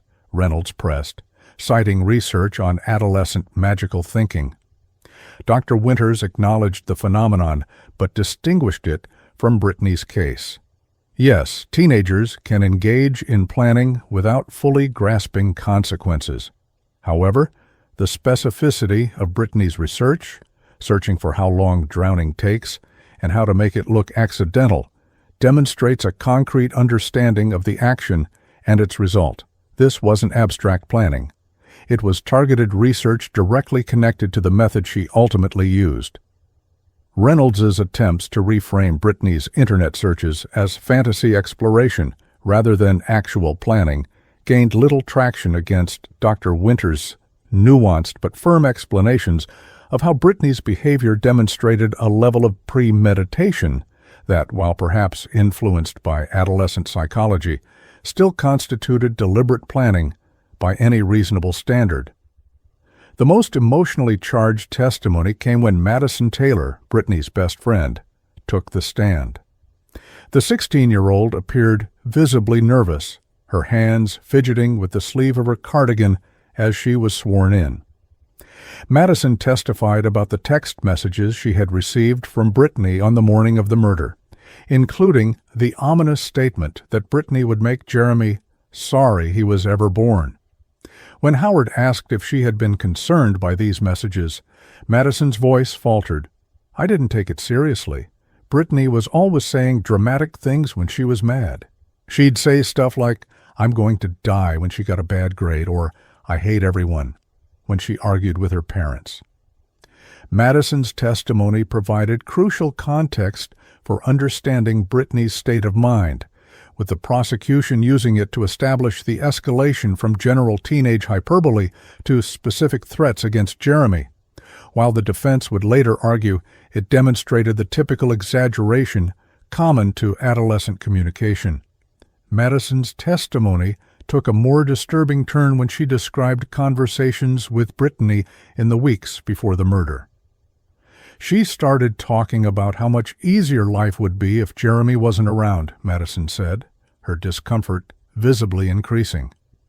At first I thought she just meant she wished he was older or in a different school. But then she started saying things like, "What if he just disappeared one day?" and asking me if I thought her parents would pay more attention to her if Jeremy wasn't there. When Howard asked if Madison had told anyone about these conversations, the teenager's eyes filled with tears. "No," she whispered. "I thought she was just venting. I never imagined she would actually hurt him. I keep thinking that if I had told someone, maybe Jeremy would still be alive." This testimony not only reinforced the prosecution's narrative of escalating resentment and premeditation, but also provided the jury with insight into how Brittany's thoughts about harming her brother had developed over time, not merely in response to the broken phone incident. The defense called child psychiatrist Dr. Robert Chen to the stand, seeking to counter the prosecution's psychological evidence with testimony focusing specifically on Brittany's developmental stage and capacity for rational decision-making. Dr. Chen, who had evaluated Brittany after her arrest, presented a picture of a teenager whose brain physically lacked the structures necessary for fully comprehending the permanence of her actions. The adolescent brain processes emotion primarily through the amygdala, the brain's emotional center, rather than the still-developing prefrontal cortex that governs rational thought, Dr. Chen explained. This creates a perfect storm when intense emotions like rage are triggered. The emotional response overwhelms the underdeveloped rational control mechanisms. Dr. Chen suggested that Brittany's internet searches represented a form of fantasy rather than actual planning, comparing them to violent video games or horror movies that teenagers consume without intending to enact the content. Prosecutor Howard's cross-examination of Dr. Chen was methodical and devastating, focusing on the specific, concrete steps Brittany had taken beyond merely researching drowning. Dr. Chen, does magical thinking or fantasy typically involve calling schools while impersonating a parent? Howard asked, her tone conversational but pointed. Does it involve checking a sibling out of school under false pretenses? Does it involve running a bath with the specific intention described in earlier internet searches?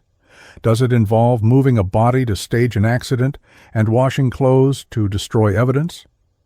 With each question, Dr. Chen was forced to concede that these actions demonstrated a level of concrete planning and awareness that went beyond fantasy or impulsivity.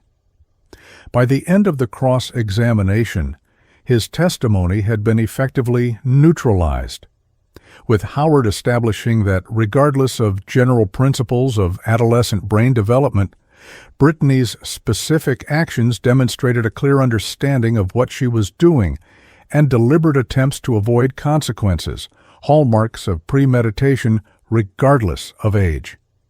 The final expert testimony came from digital forensics specialist Agent Rebecca Morales of the FBI's Cyber Division, who had analyzed Brittany's internet search history and text messages.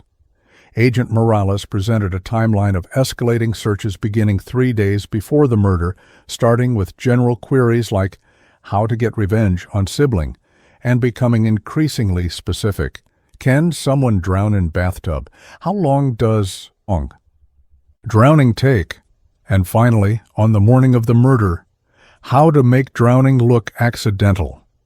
What we see here is a clear progression from general thoughts of revenge to specific research on the method ultimately used in the crime, Morales testified, displaying the search history timeline on the courtroom screens. The specificity and timing of these searches, combined with the fact that they were deleted from the browser history but recovered through forensic tools, suggests awareness that these searches might be incriminating. This testimony dealt a significant blow to the defense's argument that Brittany's actions were impulsive rather than premeditated, establishing through digital evidence a clear pattern of planning that extended over multiple days. As the expert testimony phase of the trial concluded, both prosecution and defense had presented their interpretations of the physical and psychological evidence surrounding Jeremy Ringstaff's death. The prosecution had built a methodical case based on the foundational clue of Jeremy's blood under Brittany's fingernails, expanding outward to include the bruising patterns on his body, the digital evidence of premeditation, and expert psychological testimony regarding Brittany's capacity for planning. The defense had attempted to create reasonable doubt by emphasizing adolescent brain development and suggesting alternative explanations for the physical evidence, but their arguments appeared increasingly strained against the weight of scientific testimony. As Judge Harrington adjourned court for the day, the jurors' faces reflected the gravity of what they had heard, not merely evidence about how Jeremy Ringstaff had died, but a detailed scientific explanation of his final, terrified moments as he fought against a sister he had trusted, all because of a broken phone and a teenage girl's rage at being grounded. On October 12, 2010, the 13th day of the trial, Courtroom 3A in the Ada County Courthouse reached maximum capacity as spectators, media, and legal observers gathered for closing arguments in the case that had captivated Boise and the nation. The morning light filtered through the high windows, casting long rectangles of brightness across the polished wood floor as Elizabeth Howard approached the jury for her closing statement. Her crimson blazer, the same one she had worn for opening arguments, provided a stark visual reminder of the bloodshed at the center of the case. "When this trial began," Howard said, her voice carrying clearly through the hushed courtroom, "I promised to show you evidence that Brittany Ringstaff deliberately planned and executed the drowning of her 8-year-old brother Jeremy over a broken phone and a weekend grounding. Over the past 2 weeks, that evidence has been presented in painstaking scientific detail." Howard methodically recapped the physical evidence: Jeremy's blood under Brittany's fingernails, the bruising patterns on his back and shoulders, the water in his lungs proving he was alive when submerged, building a narrative that left little room for reasonable doubt about the deliberate nature of his death. Howard's closing argument focused particularly on the evidence of premeditation, countering the defense's central claim about adolescent impulsivity. "The Internet searches began 3 days before Jeremy's death," she reminded the jury, displaying the timeline of Brittany's increasingly specific queries about drowning. The calls to both schools impersonating her mother, the deliberate luring of Jeremy into the bathroom, the washing of clothes to destroy evidence, the moving of the body to stage an accident. These are not the actions of someone caught in a momentary impulse. These are the actions of someone who planned to kill and then tried to cover it up. Howard acknowledged Brittany's youth directly, addressing the elephant in the room. "No one in this courtroom takes lightly the charging of a 14-year-old as an adult, but the law recognizes that some actions, by their very nature, demonstrate an adult understanding of consequences and an adult capacity for premeditation. Brittany Ringstaff may be 14 chronologically, but her actions show she understood exactly what she was doing when she held her brother underwater for over 3 minutes while he fought for his life." Howard concluded by returning to the victim, a rhetorical technique that refocused the jury on the human cost of the crime rather than abstract discussions of brain development. "Jeremy Ringstaff was 8 years old," she said, her voice softening, as she displayed a school photograph of the smiling boy on the courtroom screens. He loved dinosaurs and soccer. He had his whole life ahead of him. That life was taken not in a moment of impulse, but through a series of calculated decisions made by someone who valued a phone and a weekend of freedom more than her brother's right to live. The evidence is clear. The science is sound. Brittany Ringstaff is guilty of first-degree murder, and Jeremy deserves justice. With those words, Howard returned to her seat, the courtroom so silent that the rustle of her legal pad against the table seemed unnaturally loud in the stillness. Patricia Reynolds rose for the defense's closing argument, her approach a deliberate contrast to Howard's methodical recitation of evidence. "What happened to Jeremy Ringstaff was a tragedy," she began, echoing her opening statement, but with a weariness that suggested the weight of the past 2 weeks. "Nothing I say today is meant to diminish that tragedy or the grief his family feels, but there is another tragedy unfolding in this courtroom, the tragedy of a legal system that would discard everything we know about adolescent development to treat a 14-year-old as if she had the fully formed brain of an adult." Reynolds moved closer to the jury, her tone intimate and persuasive as she reminded them of the expert. Testimony on adolescent brain development. "The science is clear. Teenagers do not process decisions the same way adults do. Their brains physically cannot engage the same rational assessment of consequences that we expect from adults. This is not an excuse. This is biology." Reynolds addressed the physical evidence directly, acknowledging its strength but offering an alternative framework for interpretation.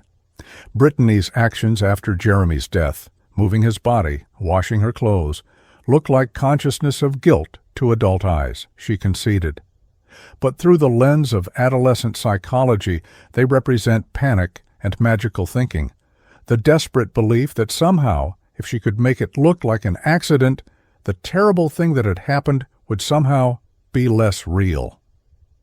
Reynolds returned to the defense table and lifted Brittany's damaged phone, displaying it to the jury. "This is what started it all. To adults, this is just a broken object, easily replaced.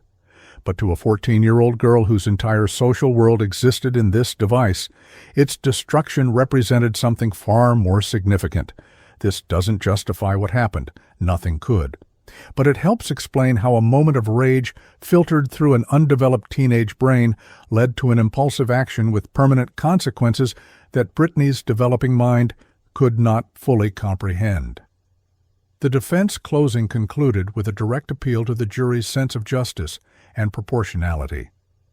"The prosecution asks you to send a 14-year-old girl to prison for life," Reynolds said, her voice catching slightly. "To determine that at 14, Brittany Ringstaff's life is over, that she has no capacity for rehabilitation, no possibility of redemption. They ask this based on actions taken by a brain that science tells us was physically incapable of the kind of rational planning and consequence assessment that first-degree murder requires.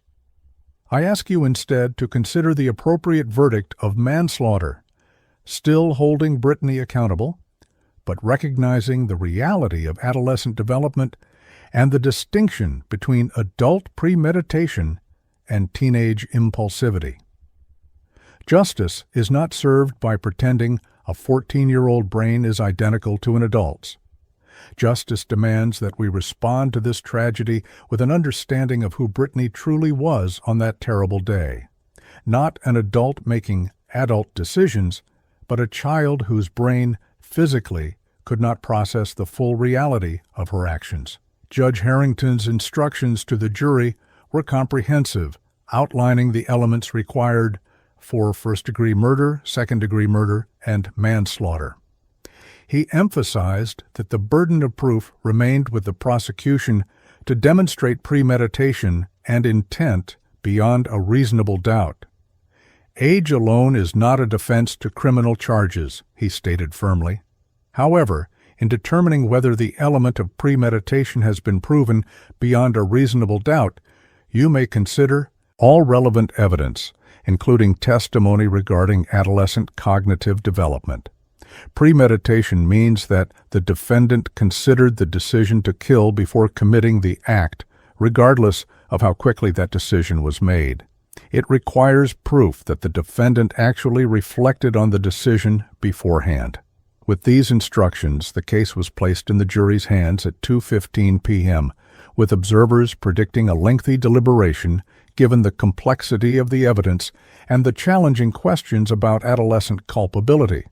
Contrary to expectations, the jury returned after just 4 hours and 27 minutes of deliberation, a speed that sent murmurs of surprise through the legal observers gathered in the courtroom.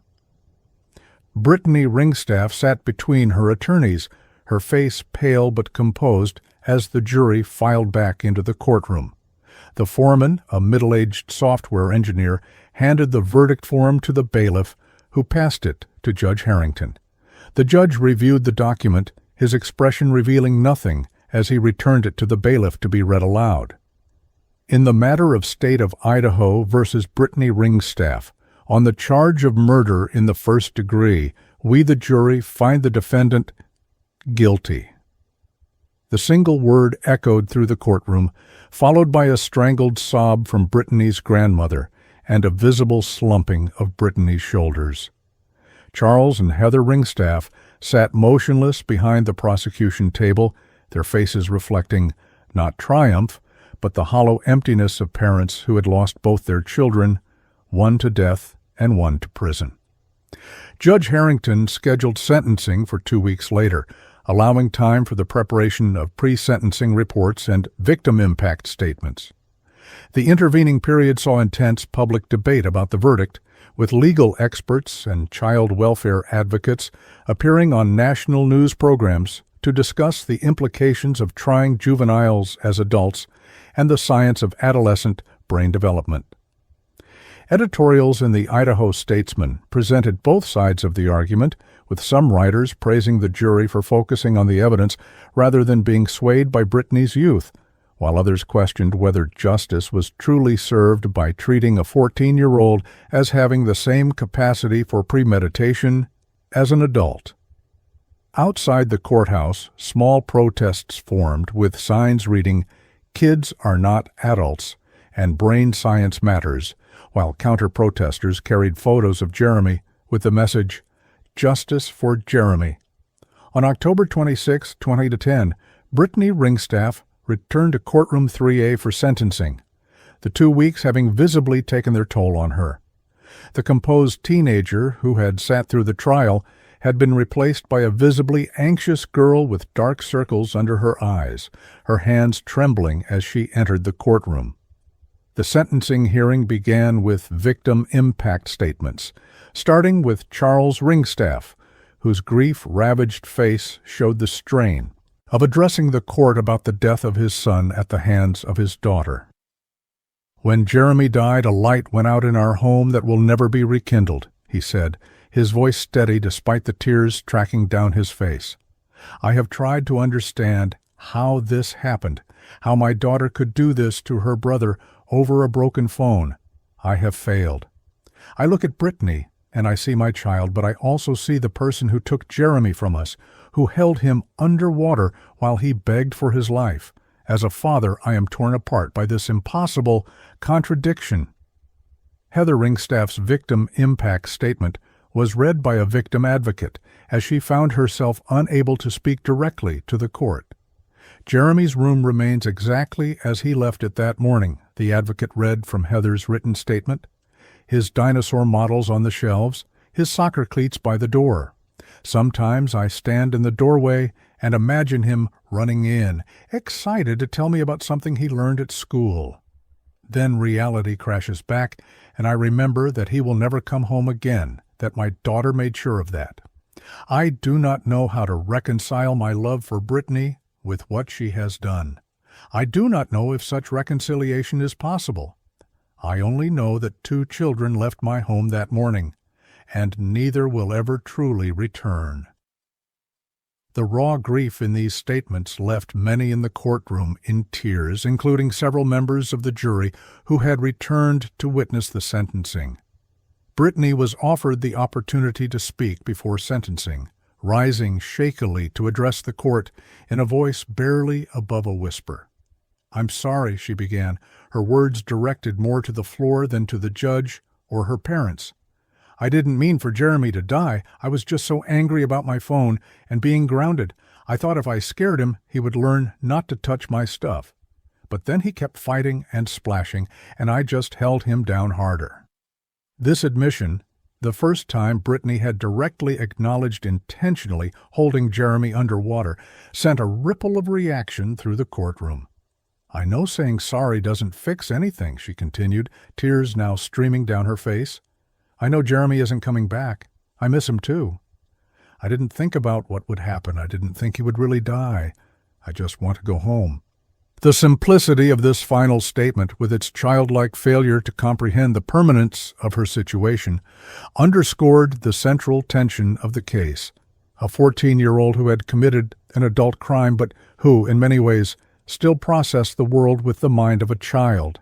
Judge Harrington's sentencing statement began with the acknowledgement of the case's complexity and the scientific evidence regarding adolescent brain development. The court has carefully considered the extensive expert testimony presented during trial regarding the developmental state of the adolescent brain, he stated, his tone measured and deliberate. "I have also reviewed the scientific literature submitted by both prosecution and defense on this topic. There is no question that adolescent brains are works in progress, particularly in areas related to impulse control and consequence assessment." This acknowledgement gave Brittany's supporters a moment of hope that the judge might impose a juvenile sentence despite the adult conviction. That hope was quickly extinguished as Harrington continued. However, the evidence in this case demonstrates a level of planning and deliberation that goes well beyond impulsive action. The defendant's internet searches, her elaborate deception to remove her brother from school, and her attempts to cover up the crime afterward all indicate an understanding of the wrongfulness and consequences of her actions, regardless of her chronological age. Judge Harrington's voice took on a harder edge as he addressed Brittany directly. "Brittany Ringstaff, you stand convicted of first-degree murder in the death of your brother, Jeremy Ringstaff. This court cannot ignore the calculated nature of your actions or the trivial nature of your motive.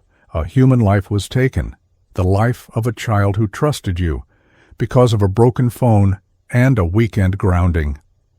The courtroom fell completely silent as the judge prepared to announce the sentence, the tension almost unbearable as Brittany stood trembling before the bench.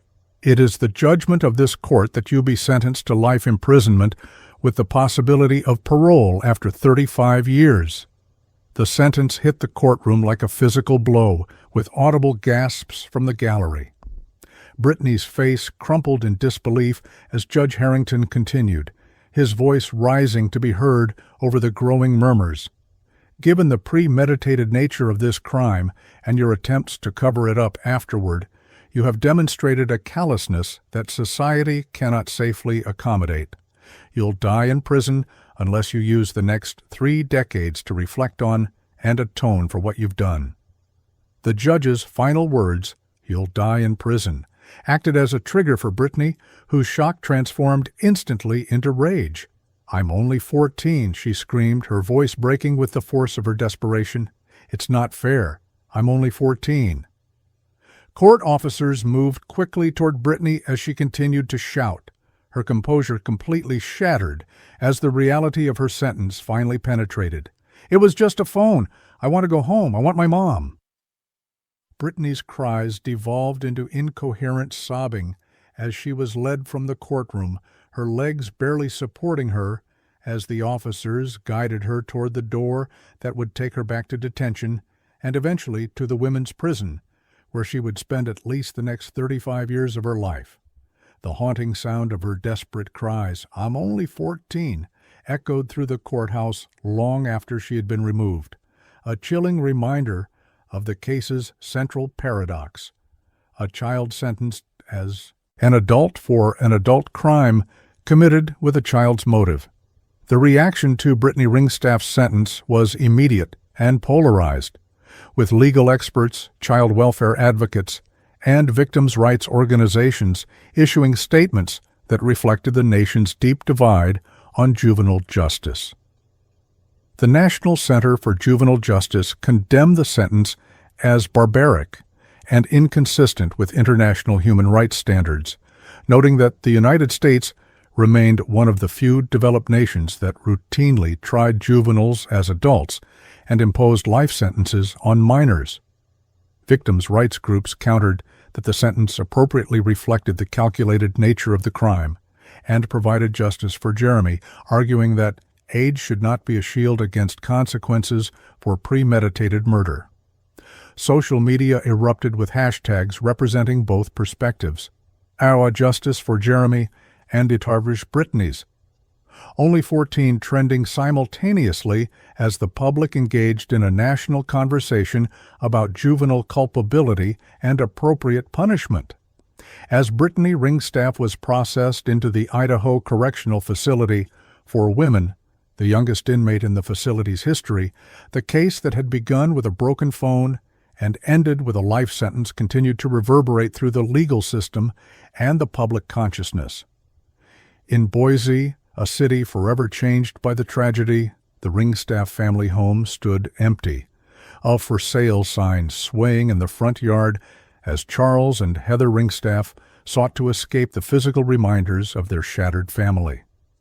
Jeremy's dinosaur collection had been donated to his elementary school, where it was displayed in a special case alongside a plaque commemorating his life. And 30 miles away, behind the high concrete walls and razor wire of the state prison, a 14-year-old girl began serving a sentence that would keep her incarcerated until she was nearly 50 years old, if she ever gained parole at all. The scales of justice had rendered their verdict, but the debate about whether justice had truly been served would continue for years to come, as would the haunting echo of Brittany's desperate cry, "I'm only 14, it's not fair."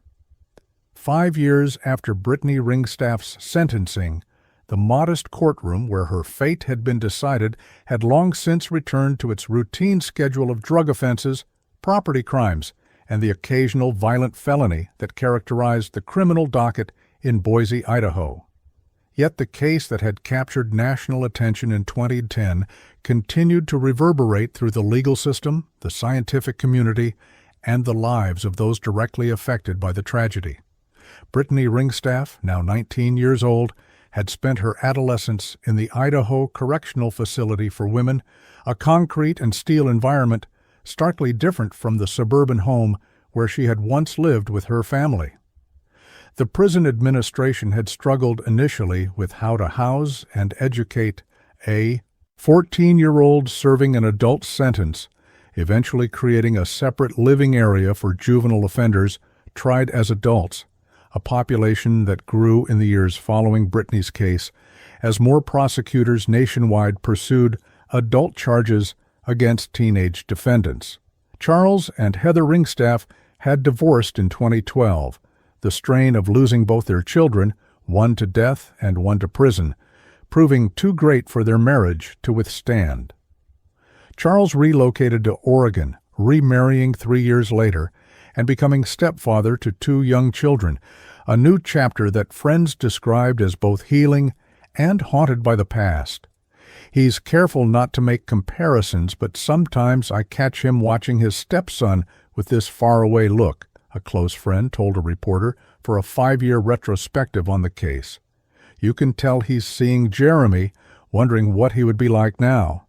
Heather Ringstaff had taken a different path toward healing, establishing the Jeremy Ringstaff Foundation for Conflict Resolution, an organization that provided intervention programs for siblings experiencing high-conflict relationships.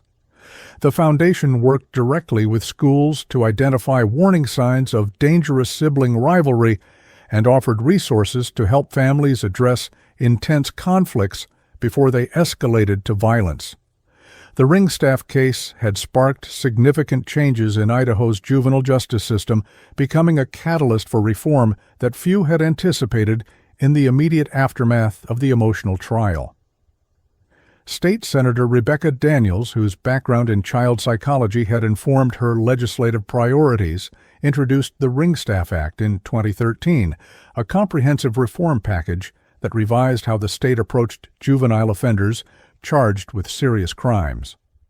The legislation created a new category of extended juvenile jurisdiction that allowed courts to impose blended sentences, juvenile detention, until age 21, followed by a review to determine if adult prison time was necessary based on rehabilitation progress.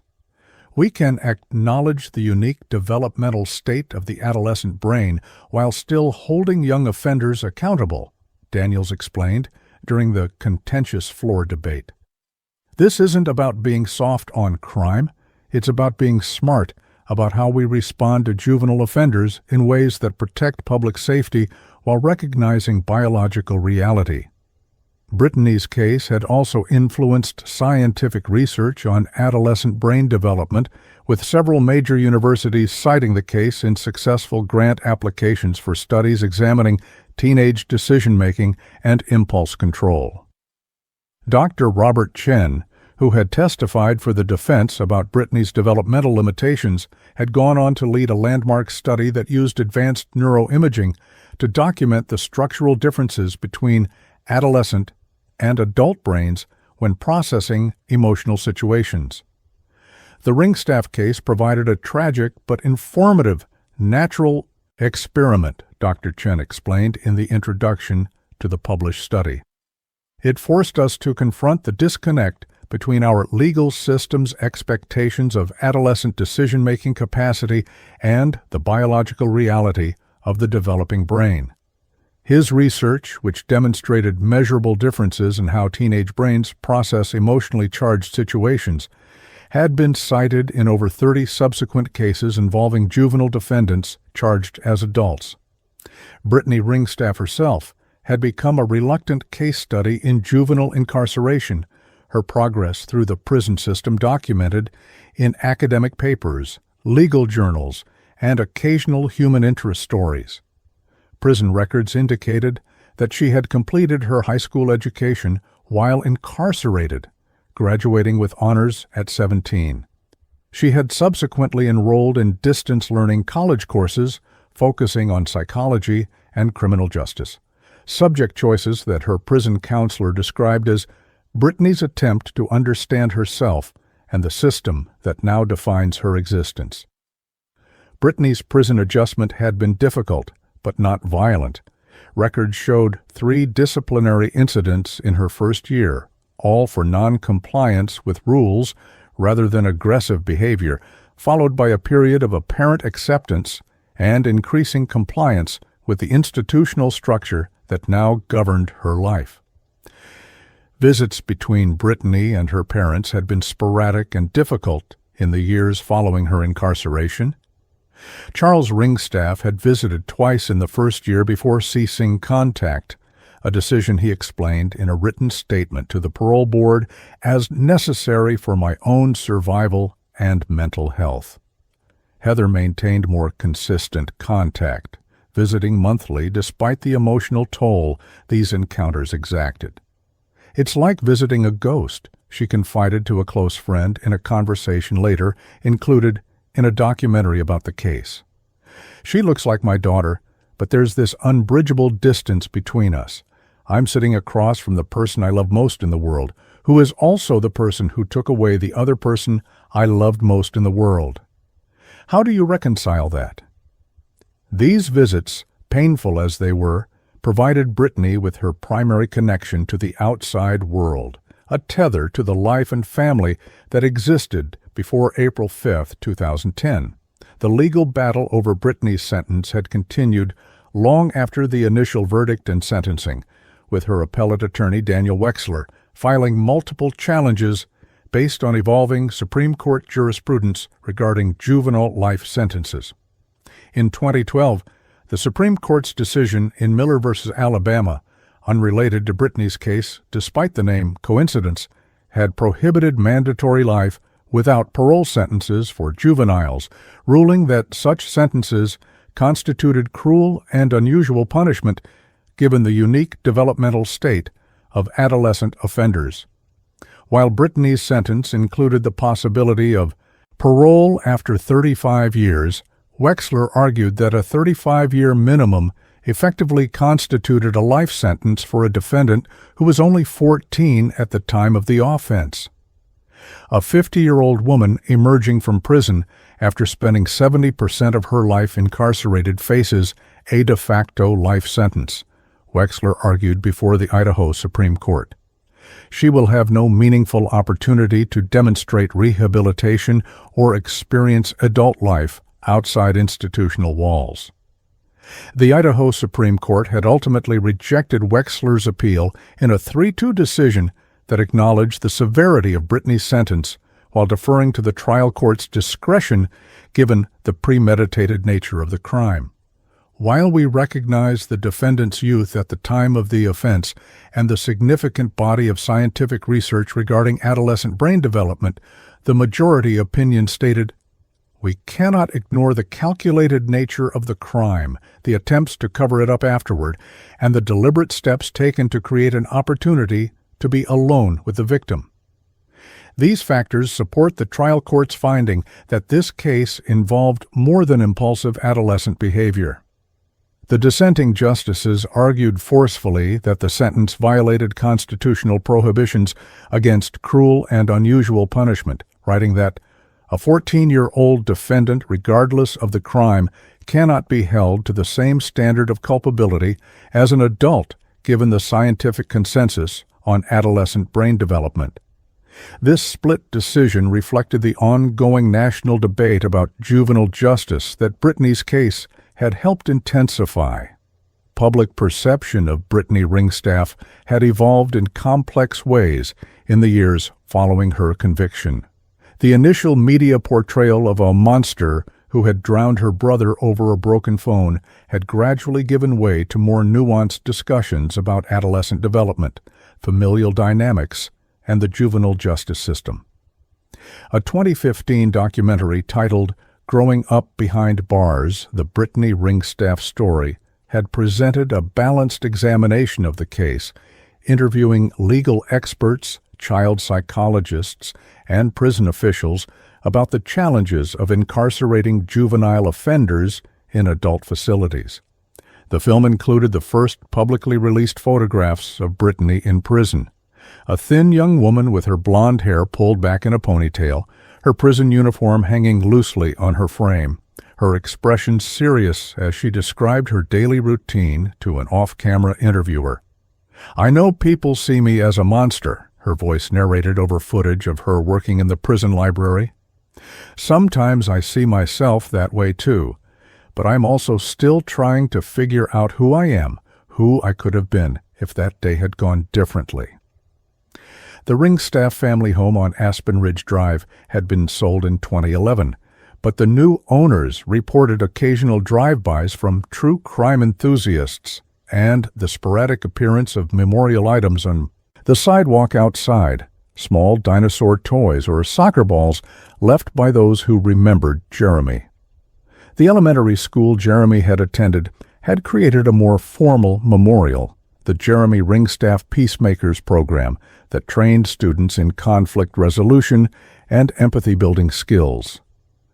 The program, funded in part by Heather Ringstaff's foundation, had spread to 12 other schools across Idaho, its curriculum specifically designed to help children manage anger and resolve conflicts without violence. "We can't bring Jeremy back," the program's director explained during an interview marking the 5th anniversary of his death. "But we can honor his memory by helping other children learn the skills that might prevent similar tragedies." Brittany's case had become a standard component of law school curricula nationwide, particularly in courses on juvenile justice and criminal culpability. Professor Elaine Marquez of Yale Law School had developed an entire seminar titled Juvenile Justice in the Wake of Ringstaff, examining how Brittany's case and others like it had forced a re-examination of how the legal system treats adolescent offenders. The Ringstaff case presents the perfect storm of issues for legal scholars, Marquez explained in an academic paper. It forces us to confront questions about development, culpability, proportionality, and the very purpose of incarceration. Is a 14-year-old who commits a premeditated murder fundamentally different from an adult who commits the same crime? If so, should that difference be reflected in how we punish the offense? These are questions the Ringstaff case placed squarely before the legal community, and we continue to grapple with the implications. The sibling who had drowned his brother over a broken phone had become an archetype in popular culture, referenced in television procedurals and true crime podcasts as the embodiment of juvenile violence. Yet as time passed, Brittany Ringstaff herself had begun to fade from public consciousness, transformed from a specific 14-year-old girl into a symbol of broader social and legal questions. For those not directly connected to the case, she had become a reference point in discussions about juvenile justice rather than a real person serving a real sentence in a real prison. This abstracting of Brittany into a legal principle or cultural touchstone represented another form of loss, the erasure of the complex, troubled teenager who had committed a terrible act, but who continued to exist, to age, to evolve within the confines of the correctional system. In 2020, on the 10th anniversary of Jeremy's death, a reporter from the Idaho Statesman was granted a rare interview with Brittany Ringstaff, now 24 and halfway through her college degree in psychology. The resulting article, titled "A Decade Later, Brittany Ringstaff Reflects," provided the first substantial glimpse into her evolving perspective on her crime and her future. "There's not a day that goes by that I don't think about Jeremy and what I did to him," the article quoted her as saying. "When I was 14, I couldn't really understand what forever meant, that he would never come back, that I had taken his entire future. Now I understand, and that understanding is part of my punishment." The interview revealed a young woman who had spent her formative years in prison, who had marked the transition from adolescence to adulthood within institutional walls, and who harbored few illusions about her prospects, even if she eventually gained parole. "I'll be almost 50 before I'm eligible for release," she noted. "I'll have spent more of my life in prison than out of it. I know I'll never have a normal life, and I understand why. Jeremy will never have any life at all, because of me." The case that had begun with a shattered phone screen had ultimately shattered multiple lives and raised profound questions about justice, development, and punishment that continued to resonate a decade later. Jeremy Ringstaff would forever remain 8 years old, his potential and dreams unrealized, his memory preserved in photographs and the recollections of those who had known him. His parents had been forced to rebuild lives fractured by unimaginable loss, each finding different paths toward a future that would always be shadowed by the past. And Brittany Ringstaff, the 14-year-old who had held her brother underwater until he stopped struggling, had grown into adulthood within prison walls, her development shaped by the structured environment of incarceration rather than the normal experiences of teenage life. As she approached her 25th birthday, the age at which neuroscience suggested her brain would finally reach full maturity in areas related to impulse control and consequence assessment, the irony was inescapable. Brittany had gained the neurological capacity for adult decision-making only after the impulsive decision she had made as a 14-year-old had determined the entire course of her adult life. In Boise, Idaho, a clean-cut city surrounded by the vast, unforgiving wilderness of the Rocky Mountain foothills, life had long since returned to normal for most residents. New families had moved into the neighborhood on Aspen Ridge Drive. New children attended the elementary school where Jeremy had once proudly shared his dinosaur knowledge, and new cases occupied the attention of the legal community. Yet the ripples from that April day in 2010 continued to spread outward, touching lives and institutions far beyond the immediate circle of those directly involved. The Ringstaff case had become more than the story of one family's tragedy. It had become a lens through which America examined its attitudes toward juvenile justice, brain development, and the appropriate balance between accountability and rehabilitation for the youngest offenders in the criminal justice system. In that sense, the story of Brittany and Jeremy Ringstaff had no true ending, only an ongoing legacy that continued to shape how society addressed the complex, heartbreaking phenomenon of violent crimes committed by children who, in many ways, were still children themselves.